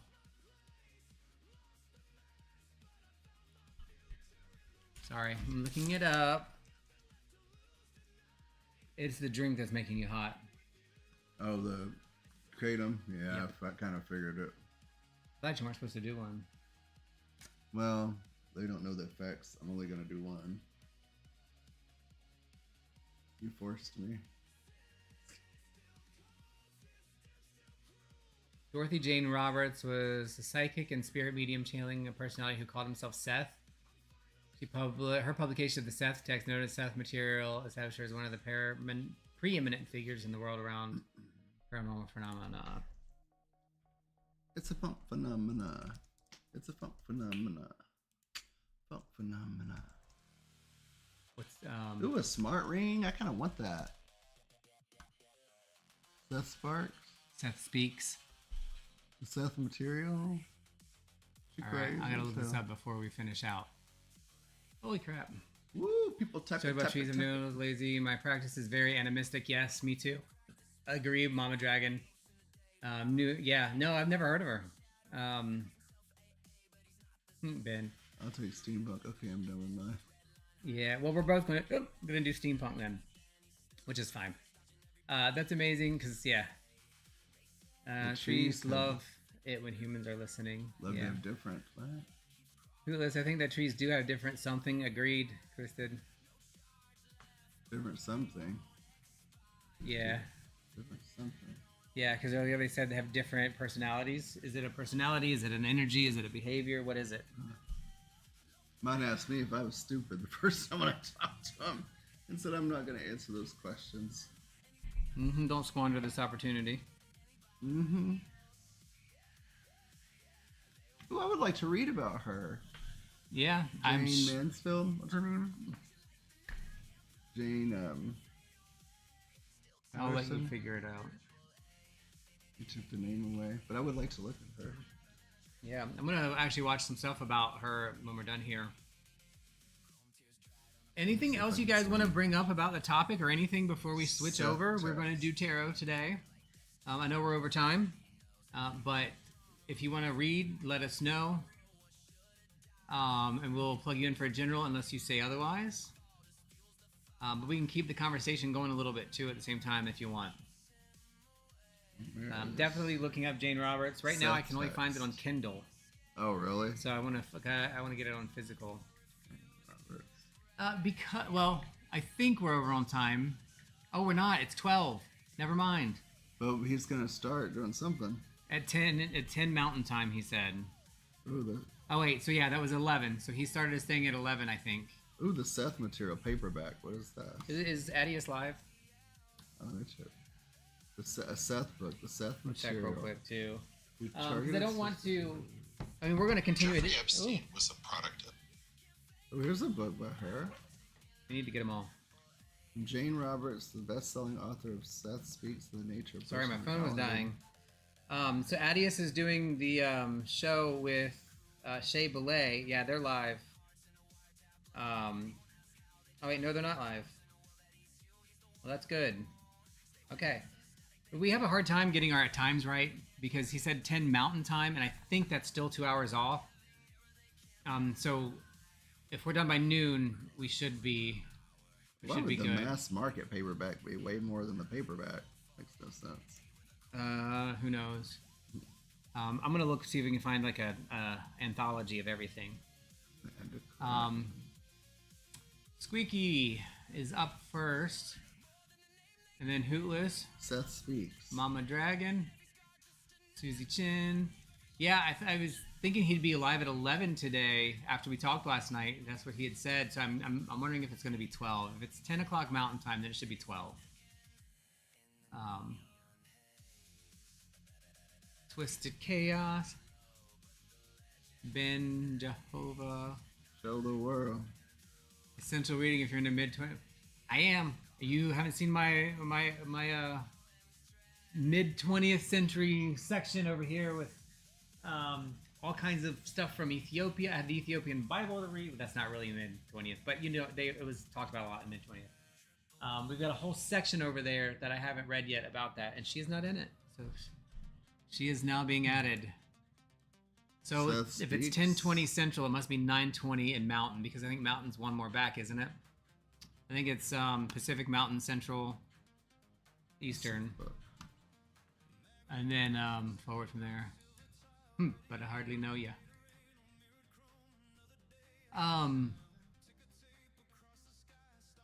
Yes. So check these yes. out, man. So we've got everybody through Dragon Punk.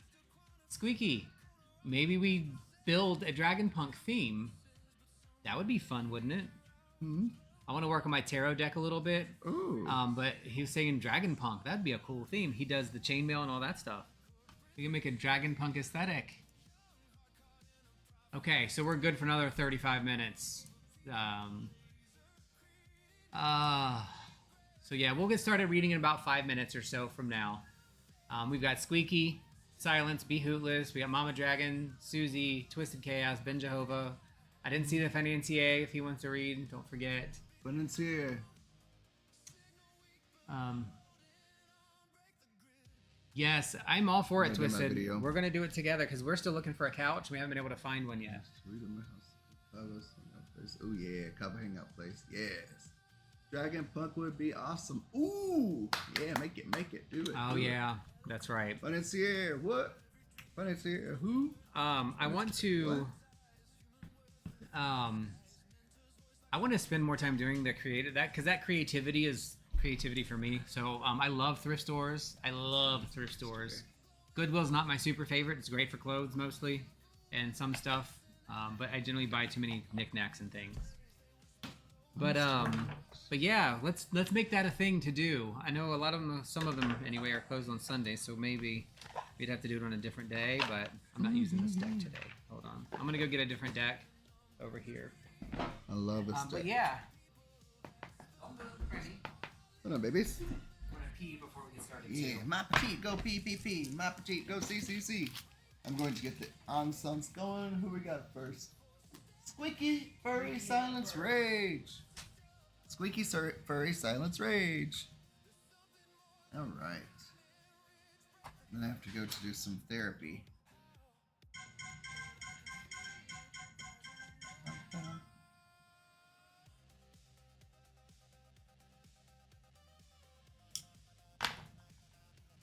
All right.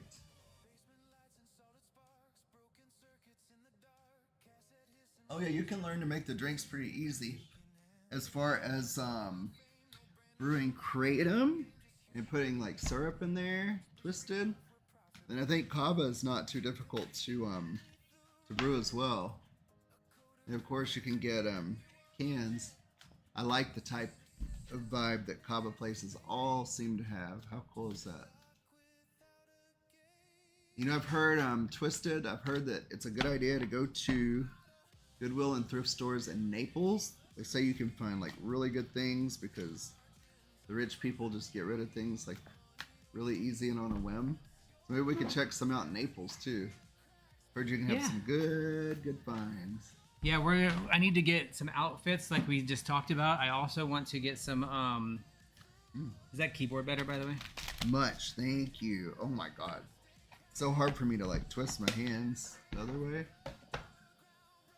Change. But Dragon Punk sounds really cool. Yeah. Goodwill Punk. The Naples Goodwill is the bomb. Ooh, have you been? We should go. Okay, well, we'll have to go. If you've been, take me to some good places there. If not, we'll check it out. Northport Goodwill. All right. That'd be a fun Saturday thing to do. Yeah. Go get our stuff for our stuff. We're on Squeaky Furry Rage. Silence. Yep, and I'm using the Divine Masculine Tarot, which is a beautiful tarot. Matted, matte foiled. It's just one of my favorites. Let's get our transition here to the Tarot Cast. And I'm using Incromancy, Monsters, and Myths. The 445th deck out of 1,000 printed. It's very special. So that's your God, this deck is beautiful. I've not used this deck before, so I couldn't believe I was a Goodwill. Ooh, we gotta go. And to the Northport one. I like Northport as a city. It's pretty cool. You'll see me trying to block this bright ass light over here. Sorry about that. And then I've got to write down my expectations in a minute and my affirmations. Yeah, well, we'll make it a thing to go, and we're gonna do it with. We need to find a couch. Yep. And we also want to build an outfit for steampunk for me, and maybe we can even try to build some dragon punk ones. And they seem to be a really good place for witchy and pagan stuff too. of course. Yeah. All right, let's do it, y'all. What do we got for Squeaky Silence? What do we need to All know? right, squeaky. Squeaky, squeaky. I mean, you can't see that that's tipping over Oh no. and Sorry. dropping ashes all over our stuff. I'm sorry, I did not see it. I noticed. Ooh. Let's see what All right, Squeaky. these- All right, squeaky, squeaky, squeaky. Squeaky, squeaky. Squeaky, squeaky, squeaky, squeaky. Oh, this is pretty. Let me get my glasses. Oi, oi, oi, oi. Ah. Squeaky Silence, your first card, sir, is the Hermit. Now I'm gonna read. Oh, sorry. Sorry. I'm going to read this card, and then I'm Shut going the to try front to door. do some adjustments on the camera to make it a little bit better. Because I want it to be easier for you guys to see. But this is the Hermit. I absolutely love the Hermit card. And it speaks to me very clearly of the need and the desire to continue to working through yourself and going deeper into what you're doing.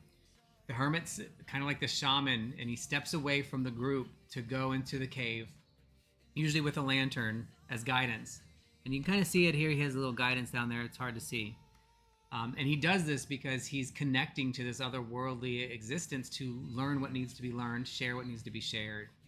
So the Hermit comes up when you need to go inside and do some internal working and really, really focus on how that looks to you, right?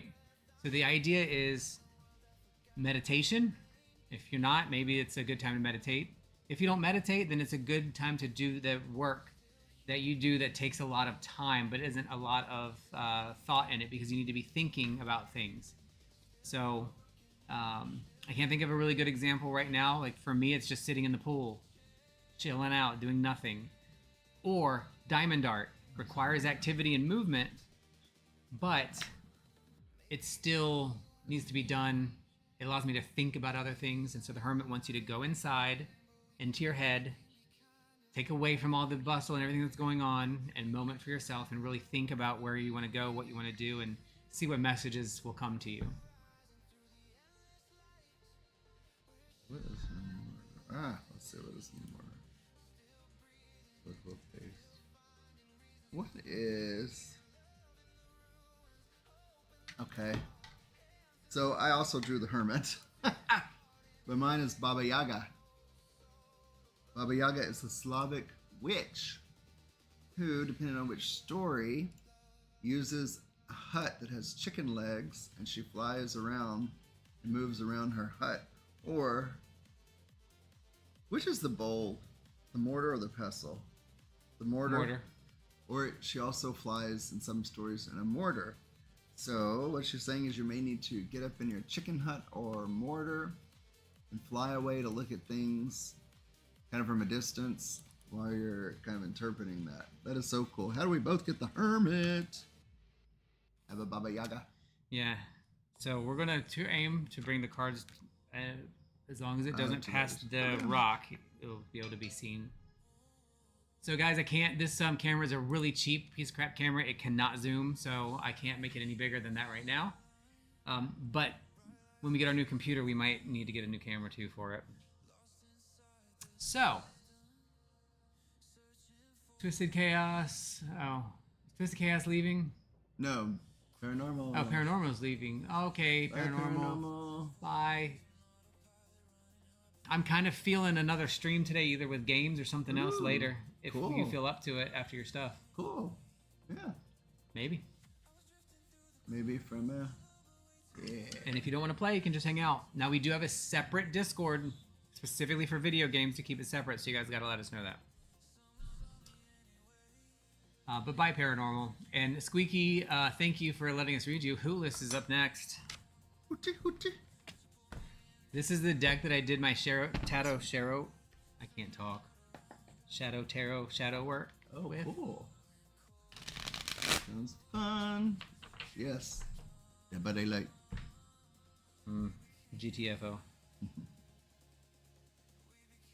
Helldivers. Golf with friends. I mean, we could play Dead by Daylight, I guess. Golf with friends is fun I too. don't like Dead by Daylight that much. Phasmophobia. Sorry. Be hootless.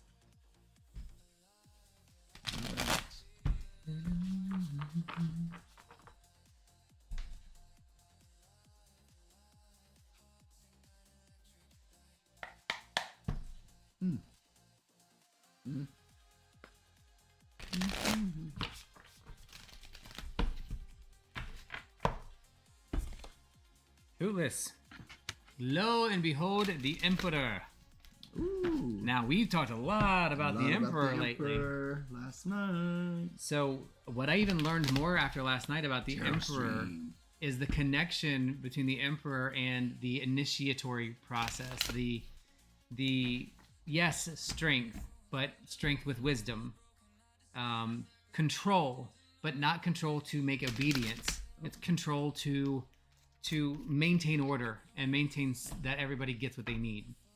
So when the Emperor shows up for us, especially in a single card reading, we need to pull in, you need to look at pulling in all of the energies around you from the masculine things that you've been involved in, from the structured things that you've been involved in, and double down on them and stick with them, because the energy for the next week is going to need you to pull in that kind of a feel. The Emperor generally comes up for me when there's, I don't want to say a lack of focus, but sometimes things maybe get a little bit frazzy and a little bit more shaky than normal. I can't think of the right word. And we need to pull back in to some organization and to some structure, because things might have gotten a little bit loose in certain areas where it's needed. It also can be the idea that there is something coming up soon that you're going to have to be strategic about. So these would be conversations at work. These would be decisions, big decisions that you need to make, where you have to think strategically to get a good result, and to remind yourself that we make sure we don't push down upon other people that are around us. And I don't mean like putting down, like being mean.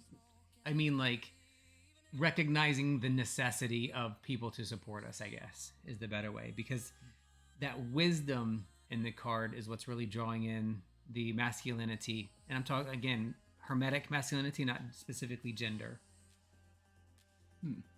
So need to pull in some more structure around a couple of things. Might make you feel a little bit better about some things you're working on. And in that, I pulled the Knight of Cups. And apparently this bird is called a rock. Didn't I say next, not past the rock? I am sorry. Just want to try to get it right. The rock, a massive bird from Arabic mythology, often associated with solar eclipses, symbolizes grandeur and mystery. Its shadow around the sun reflects moments of awe and power, urging a broader perspective on life's cyclical nature. So it may be that you might want to be, this bird, seems to be like the sun, the brightness, light, intelligence. It might be that you want to use some imagination in what you're doing. Like the Emperor was so the organized, the authority, but it may not be about that. In a situation, you might need to use just a quiet confidence and a little imagination to find the best solution. Like the rock. Imagine you're a rock and flying up. That's a cool bird. I've never heard of that bird. What is it? It's called a rock from Arabic mythology, R-O-C. Never heard of it either. I'm getting a theme here already of using our logic, using our logic to perspective things, to kind of pull them together, and managing the rest of our, I don't want to say artistic movement. There's something that needs to work. I don't know how to explain it. Yeah, artistic's a good word. Yeah. For him. Because the Emperor is no art to him. Yeah. But you can bring structure into art, right? You can bring, what's the other word I used? I forgot it already. What's the other word I used already? Imagination? No. I lost it. Come back to me. A strategy. That's what I was looking for, sorry. So there's some strategy that you can bring to art, and art doesn't have to be painting or drawing or writing. It can be something that you're just working with or passionate about. It can be mental. There's mental art. Words are art. How we communicate can be an art. So very interesting. Weird thing to get from the Emperor and the Knight of Cups. Yeah. Yo. Rock. Shot. My birth threaded. Mama D. She's flying around the rock, Mama D. Yeah, I've never heard about rocks. Squeaky. I don't think I know much about Arabic mythology.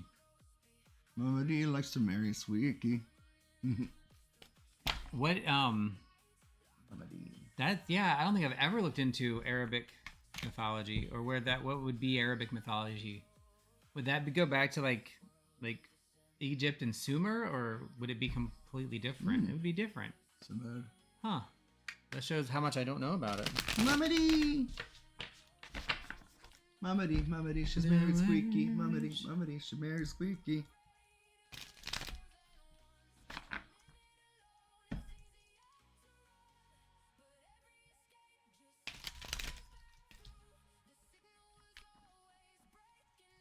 I gotta start taking notes about things that we talk about because I forget them after we do it. I know. And then I never come back to it.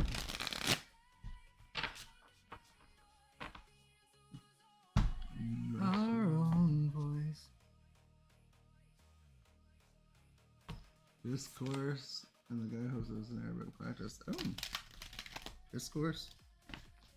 Discourse with a V.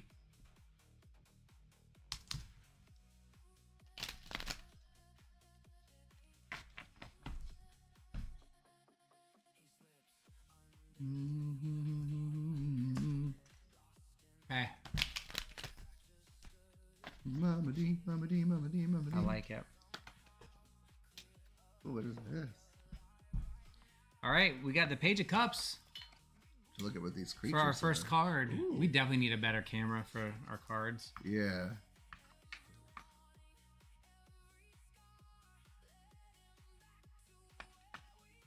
Hopefully you guys can see it. We're gonna work on that when we get our new. So we're getting a new computer in September.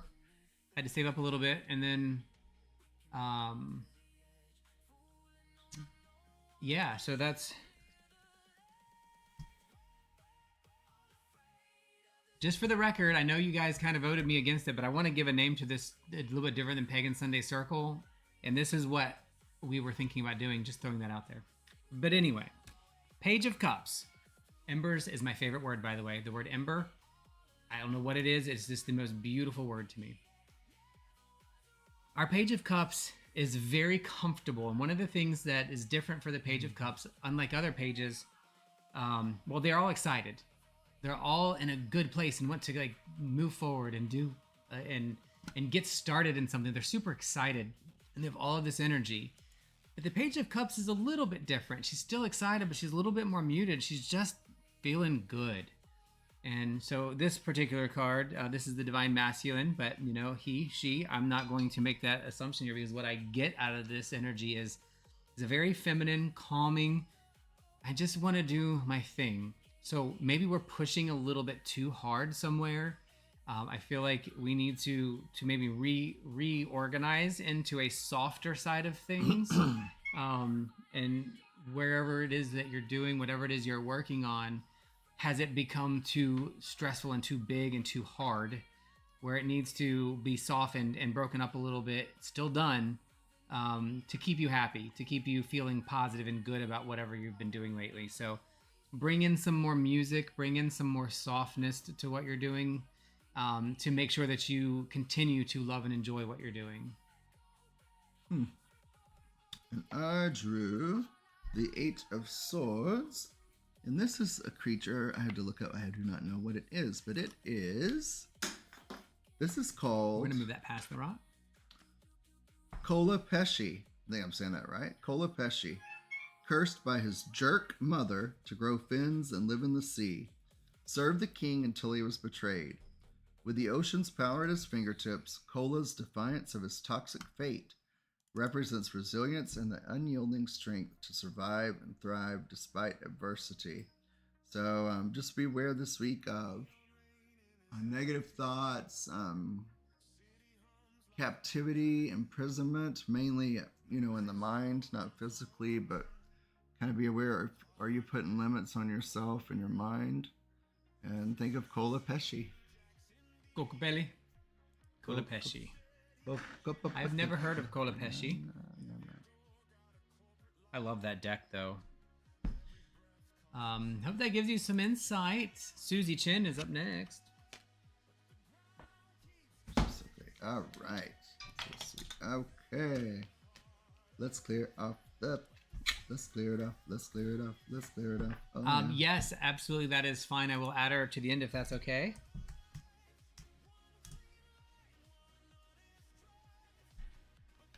Miss Susie. Susie. Is that? All right. Where are we adding? Oh. See it?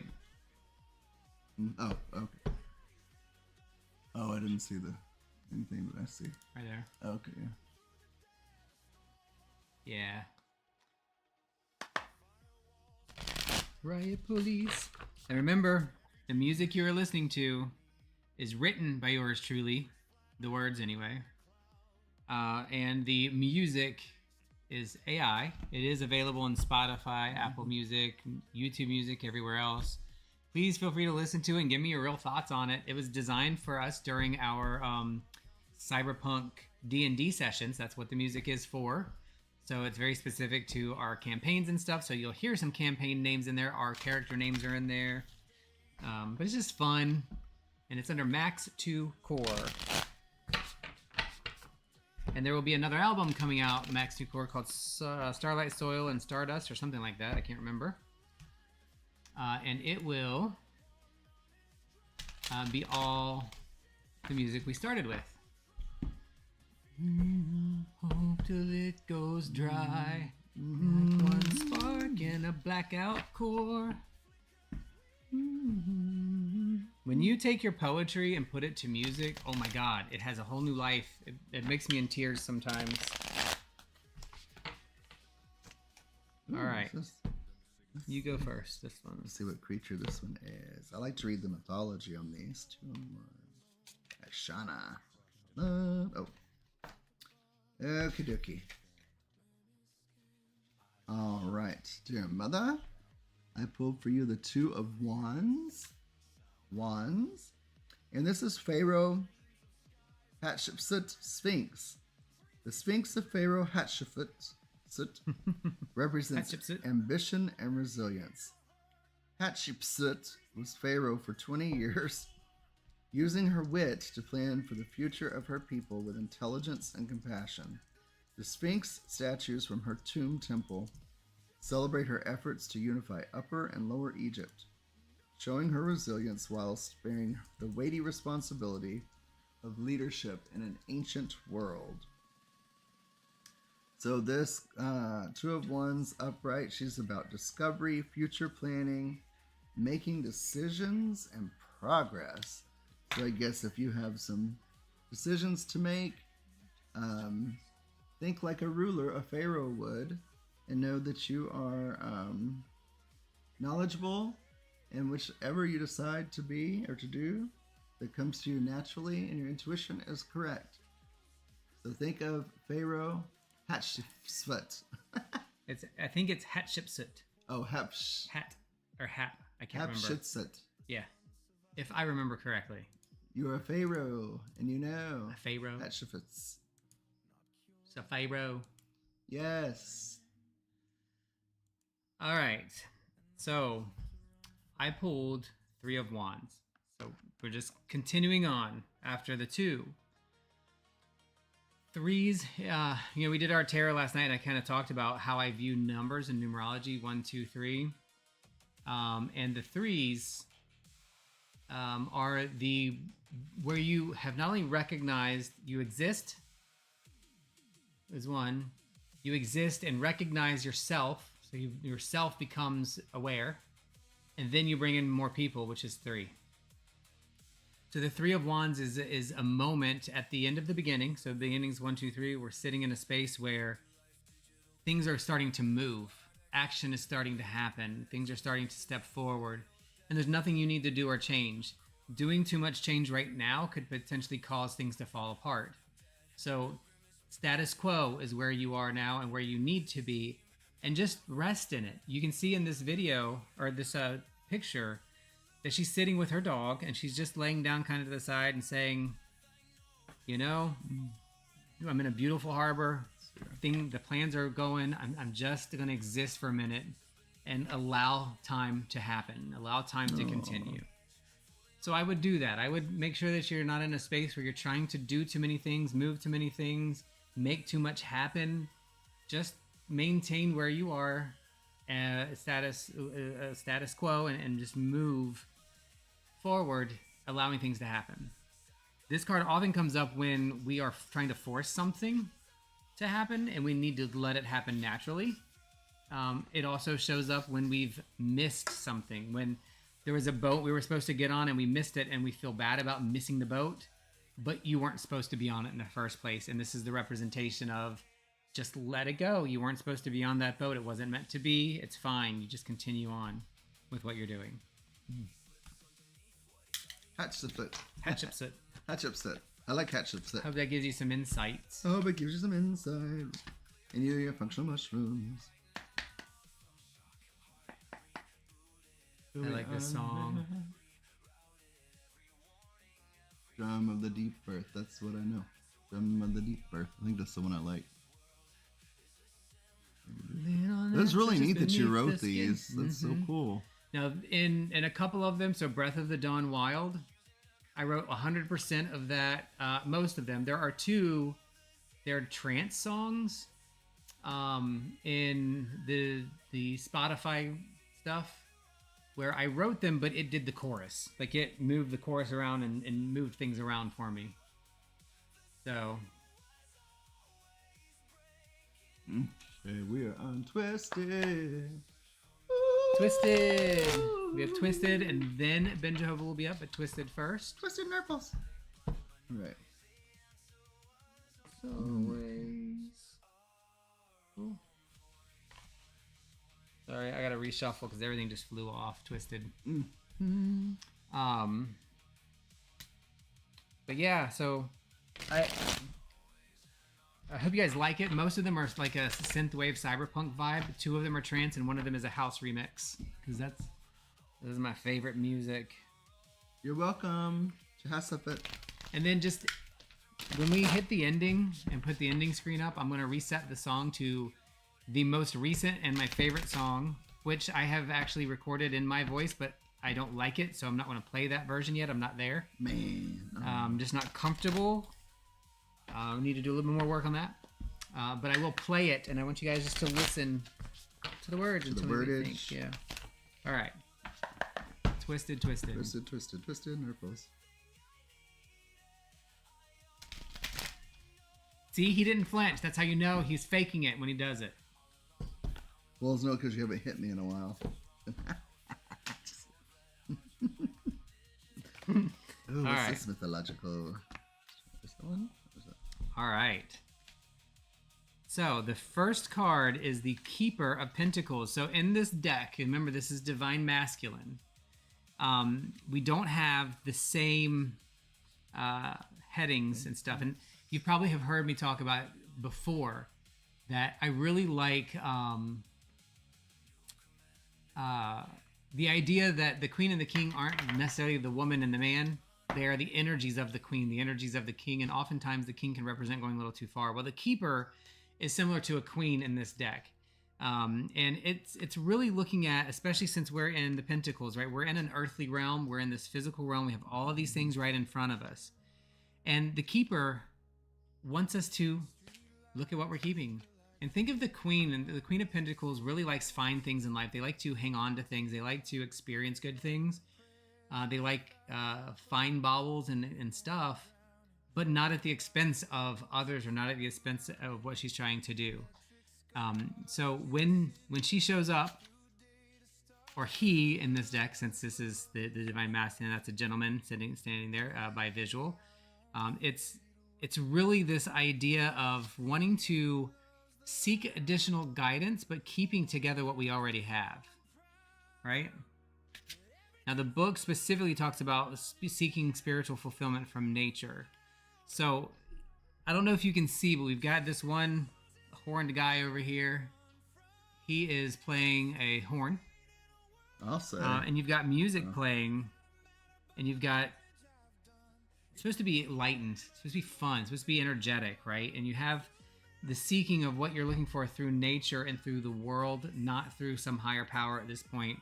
Not that you can't have one, but right now, this is Earth speaking to you. The Pentacle saying, come down and keep the Earth with me.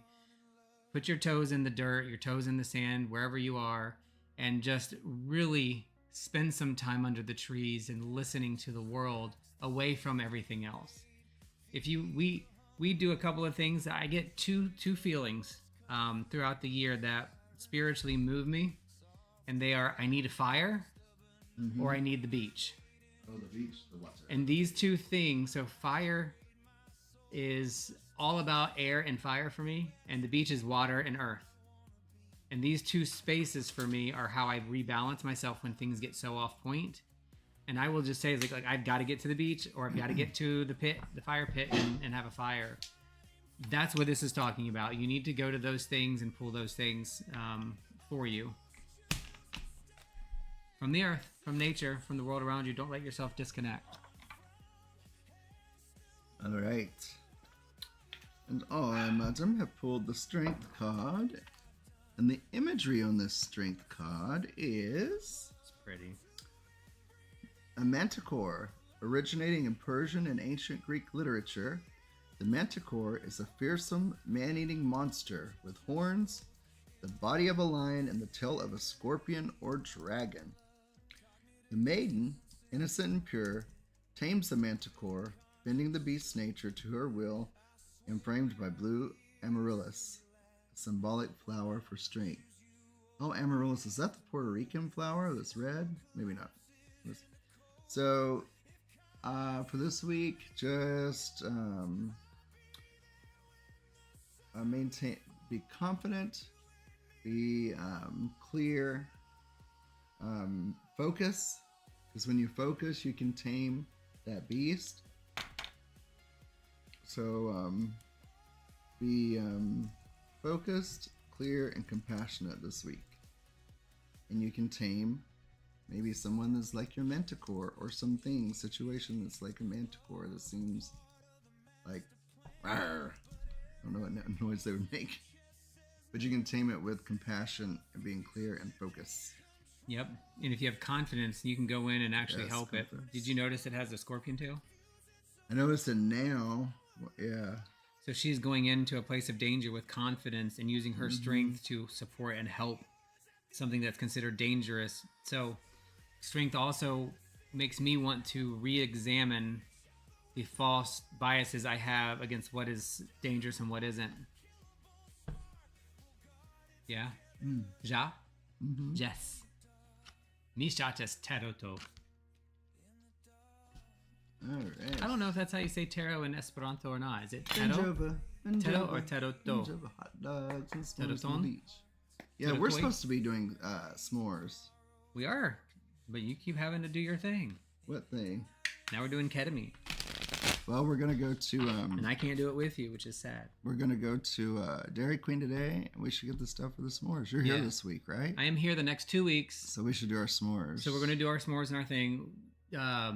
Twisted, we need to get together and do the thrift store, and maybe this weekend or next weekend we can head up to Hootless for coffee. Yes, we need to, because we need to do that. We talk about it, we never do it. So next Sunday I'll be driving to Orlando. Next Sunday? Oh, so it'll be the week after then? I believe it is. Let's do it Saturday. Yeah, we can do it Saturday. Is Saturday a good day? Like next Saturday? I'm gonna come back Wednesday evening. He said, yeah, that'd be great. Yeah, he said that before I said Saturday, though. If next Saturday would work, we can kind of plan it. I'll help you with that, too. You'll be fine, Twisted. Ben Jehovah, you are up.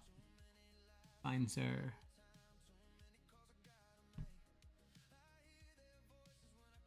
Yeah, that's fine. We can do it later. I have the show at 8. The only thing is, wherever I'm at on Saturday, I just have to take that hour away to do the show.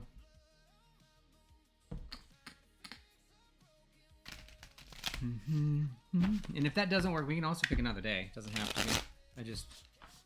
We need to do it.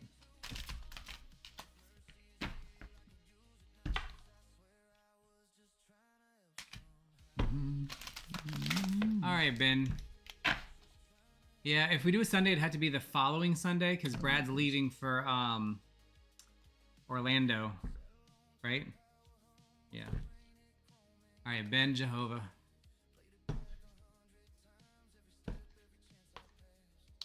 twisted then. Where was I paying attention? Pull the Page of Cups again. That Page of So Cups. Ben, your page has returned. Remembering that pages are people representations. These are high energy, very excited and happy to be a part of something, but also bringing in the arts into the world, bringing in the energies of what's around you into it, playing either ukulele or guitar of some sort. Oh, ukulele. And just, again, we need you, or you will need to kind of bring in that whole feeling of how things work in the world. So whatever it is that's going on for you, make sure that you're pulling in energies of the joys that you have.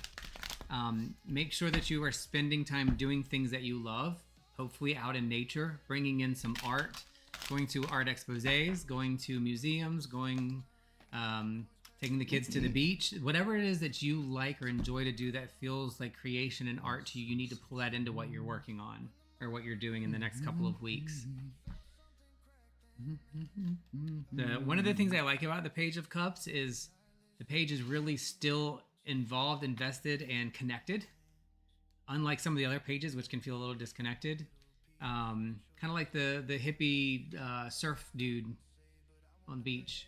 Just like, I was a corporate mogul and a CEO of a multi-billion-dollar company, but now all I do is live in my little shack with a thatch roof and surf all day because life is too short, man. That's the Page of Cups. Bring that energy in. I like her. And I pulled for you, Benchova, the Six of Wands by Miss Vampira. This is the Headless Horseman. The Headless Horseman parades confidently through Sleepy Hollow, showcasing his latest victory with a jack-o'-lantern. With his steed, Daredevil, he continues his quest, personifying ambition, resilience, and the drive for success despite past lessons. So, victory, confidence, progress, and don't, have confidence, but don't do like you're waving it out, like, look what I did, but do it in a more humble way, but a proud way. Celebrate the success this week. Yes. Be your own Headless Horseman.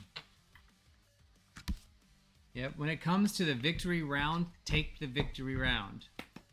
Yeah. Take credit, man. Yeah, we're in a burn ban still. It should be coming off soon, though.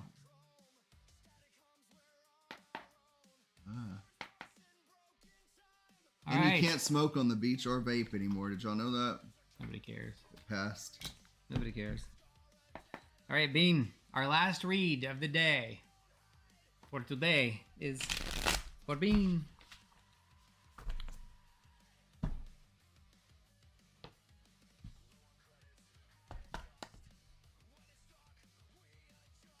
Hogs all the smoke. Oh, I thought you went. Sorry. All right. Awesome. Awesome, awesome.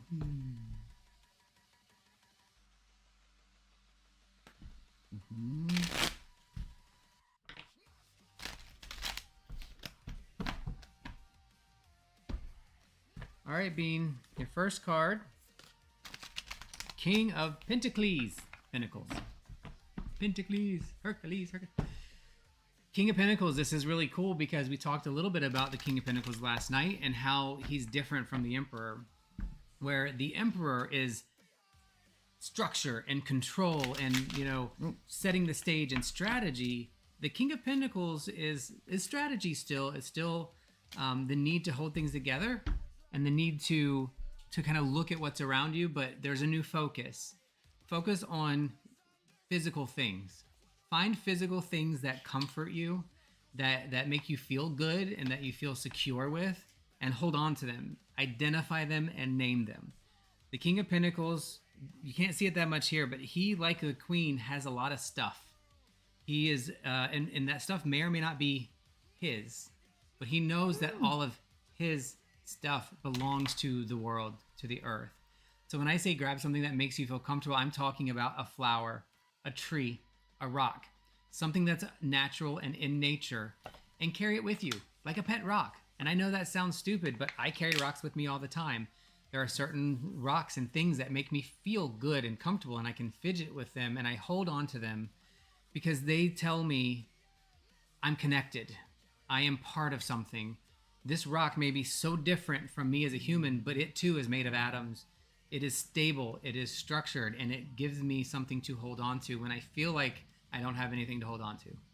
So the King of Pentacles comes up a lot too with things that are like money related and financially related, but I'm not getting that from you. I'm getting the need to go out and pull something and hold on to something natural, and kind of like as a proxy for you to hold on to and to enjoy. I have spheres. I'm going to go grab a couple while Rook talks, and I'll show you a few of them. And I have them for different reasons. And what I love about the spheres is I can put them in my pocket when I'm having a hard conversation or doing something that I'm not comfortable with, or I'm afraid of, or that makes me nervous. And I can just kind of feel the rock, and I can picture what the rock looks like, or even pull it out and look at it.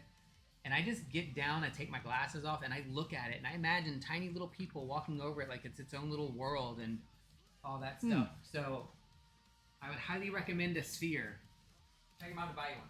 All right, and I have pulled the Queen of Cups by Alicia. This is the Vampire Queen. The Vampire Queen, a figure of dark elegance, timeless wisdom, and emotional depth, symbolizes mastery of intuition and the heart. Holding a crimson chalice, she urges acceptance of inner shadows and emotions, leading to profound insight and emotional balance. This is all about loving, intuition, and being tender-hearted towards yourself, your inner shadows, and all the things. So be loving like the Vampire Queen to yourself. Always. Now. Thanks, man. Yeah, I'm so thankful Salann here got me this. I really like the pictures. Yeah, that is one of the Incromancy decks, by the way. I have all of them but the first one. It's like it's $1,000. Yes. I bet you'll find a way to get it. I will try. I've been trying. Trying to find a used one. So this is one of my spheres. Being so that it's a big one. They don't have to be this big. But if you just kind of look at all the different things, you find one that's very pleasing to you. And they can transform you. This is a piece of jasper. I think it's called dichromatic jasper. I'm not 100% sure. I'll have to look it up. But like I look at these different colors here. See how it goes from like a light to a dark, and then there's this like looks like the swirl on Jupiter, the storm on Jupiter, and then you have these little bands that look like little mountain ranges and little plateaus and stuff. And I just hang on to it. And this rock makes me feel so grounded. Because even though we're completely different things, I know we are all made of the same stardust somewhere, and that helps ground me. My other one of my favorites, is Kumbaba Jasper. It's a little bit smaller. Kumbaba Jasper, and it's obviously green, has a little bit of a malachite kind of image to it, and I just look at it like little swirls of different civilizations and things on it, and I use it to meditate. I grab onto it when I feel like I need a little bit of healing, because green is a really good healing color, so is blue. But green is just very comfortable. And these are things that I will carry around. I have tons of rocks for that purpose. Tourmaline, black tourmaline, I keep this around. Do I believe black tourmaline sucks negative energy out of the air? No. Do I believe that black tourmaline has qualities that help me avoid and stay away from negative things? Yeah. Whether it's placebo or not, doesn't matter, don't care. Got some black onyx. These are called worry stones. Worry stones have a little flat thumbprint. They're very inexpensive. You can get a whole set of them. And what's cool about worry stones is they have a place for your thumb to hold on to them. And when I get nervous, I'll pick certain ones. I have like 10 of them, and I will just take it with me when I'm traveling. And it's like my little medallion. All right, and it just makes me feel comfortable. So, and then we have all of our other stones here. These are our chakra stones and blah blah blahs. But anyway, thought I would share those. I have a little. I don't even know what this is. It was a little geode of quartz, I think. But yeah, I hope that gives you guys some input. I really enjoyed the conversation. I think it was fun. I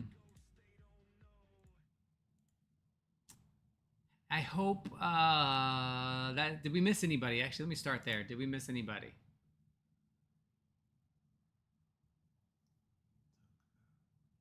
Yeah. I'm telling you, there's something. ADHD written house. Yeah, there is something about rocks. I love it. To me, that just, I don't know, they just make me feel so grounded immediately. And there are some like carnelian. When I have to have difficult conversations, I keep carnelian along with probably lapis lazuli, because the carnelian gives me the strength and the lapis lazuli gives me the clear-headedness and communication. And I think about them before I go into a meeting, and it's like self-meditation. It makes everything easier. It really does. So, with that being said, I really, really, really hope that you all have a wonderful week. Is there anything else that you've been thinking about that you want to share?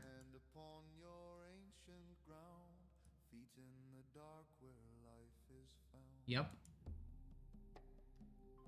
I agree. And it's weird, Hootless, because like a lot of people say selenite does this. I'm like, I don't believe that selenite does this. I believe selenite has a frequency that we can tune into to help us do that, if that makes sense. Like blue stones don't heal me. They don't make me speak better. Blue stones have a frequency in their color and their makeup that is from the same stardust that I'm from, that helps me connect and attune better to do the thing I'm trying to do. That's how rocks work for me. They're not inherently this magical entity, although I do believe they have a spirit in my animistic brain. Everything has that spirit. I can talk about that for hours. I think Adius has probably gone live by now. I'm going to hop over and check them out. If he's live, hopefully.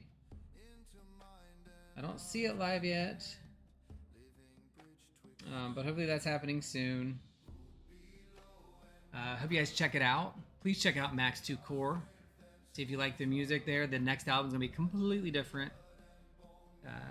Twisted Chaos also has an album that you can get on pretty much any streaming platform. Who actually showed me how to do it.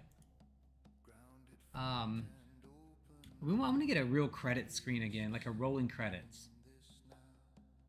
You're going to make that happen. What's that? Make what rolling happen? Credits. Ooh, rolling credits. We need definitely need Mystic Manny, Mama Dragon, Adius, ourselves, and then anybody else, paranormal, anybody else who's a creator or would like to be mentioned, insofar as like a plug. Let us know. We're going to create that. We used to have one, and we are going to create that. Probably record it separately. Update it when we need to. But yeah, so let us know if you want to be on that, if you want to be included in that, where we would shout out your like Instagram, your YouTube channels, stuff that you create. We'll put that on there. But today was a great day. I know I'm talking too much. I don't know why Rook is just being so quiet. I'm trying to figure out how to turn off calls from coming to my iPhone, but I still want to use Spotify, so I'm trying to look up. We can figure that out later. Oh. You should have Twisted Chaos on the show to talk about his. Oh yeah. So her, Hootless. Yeah. Just for the record, and if you're okay with it, when next time we hang out at either place, we'll have Chaos come with us. Chaos is our best friend, and her husband, the financier, so they're local. They are with us at the Kava bars all the time. We just haven't connected together at any point. So I don't know that she would come on the show, but you are welcome, Chaos, anytime. You know that all of you are welcome if you ever want to come on the show. But that might be more of an in-person thing. Okay, cool.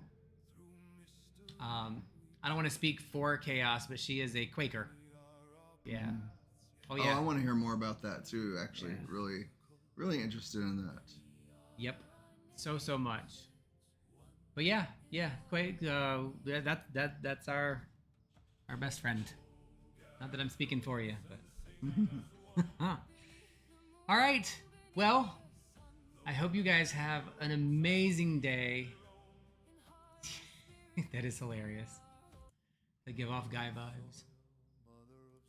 I hope you guys have an amazing day, amazing week. I'm going to really try hard to do a gaming stream tonight. Cool, man.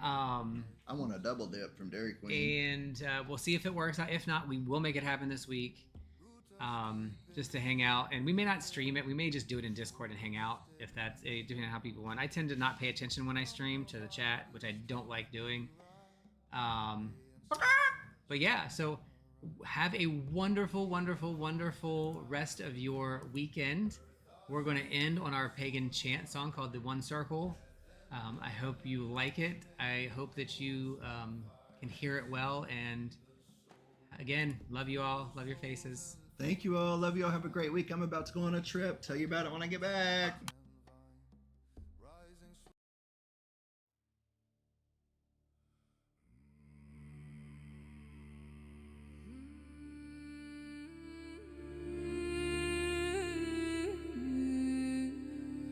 From earth we rise, to earth we return.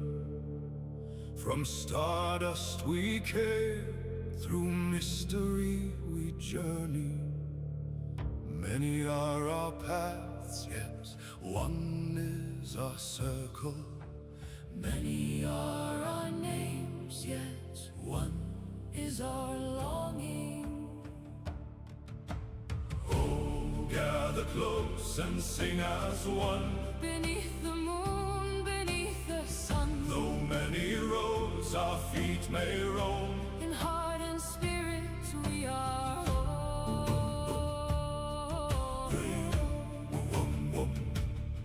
May the light be with us, may the peace be within us, may the love between us grow. May the earth beneath us bring strength. May the waters around us bring healing. Healing flow, Healing flow, like the river, soft and slow, hand in hand, and heart to heart. never truly far apart. May the fire within us bring courage, may the winds among us bring wisdom. We honor the known and the unknown, The spoken and the silent, the ancestors and those yet to come. Oh, gather close and sing as one. beneath the moon, beneath the sun, Though many roads our feet may roam, in heart and spirit we are home. We are home. though our prayers have different words, our hearts beat together in this moment. May healing flow where there is hurt. May hope rise where there is despair. May kindness guide our hands and our steps. We are children of the earth, citizens of the stars, and companions upon this turning world. Together we send healing, together we receive healing, together we remember. Oh, gather close and sing as one. Beneath the moon, beneath the sun, From earth and stars our song is spun. many the voices. Our circle is one.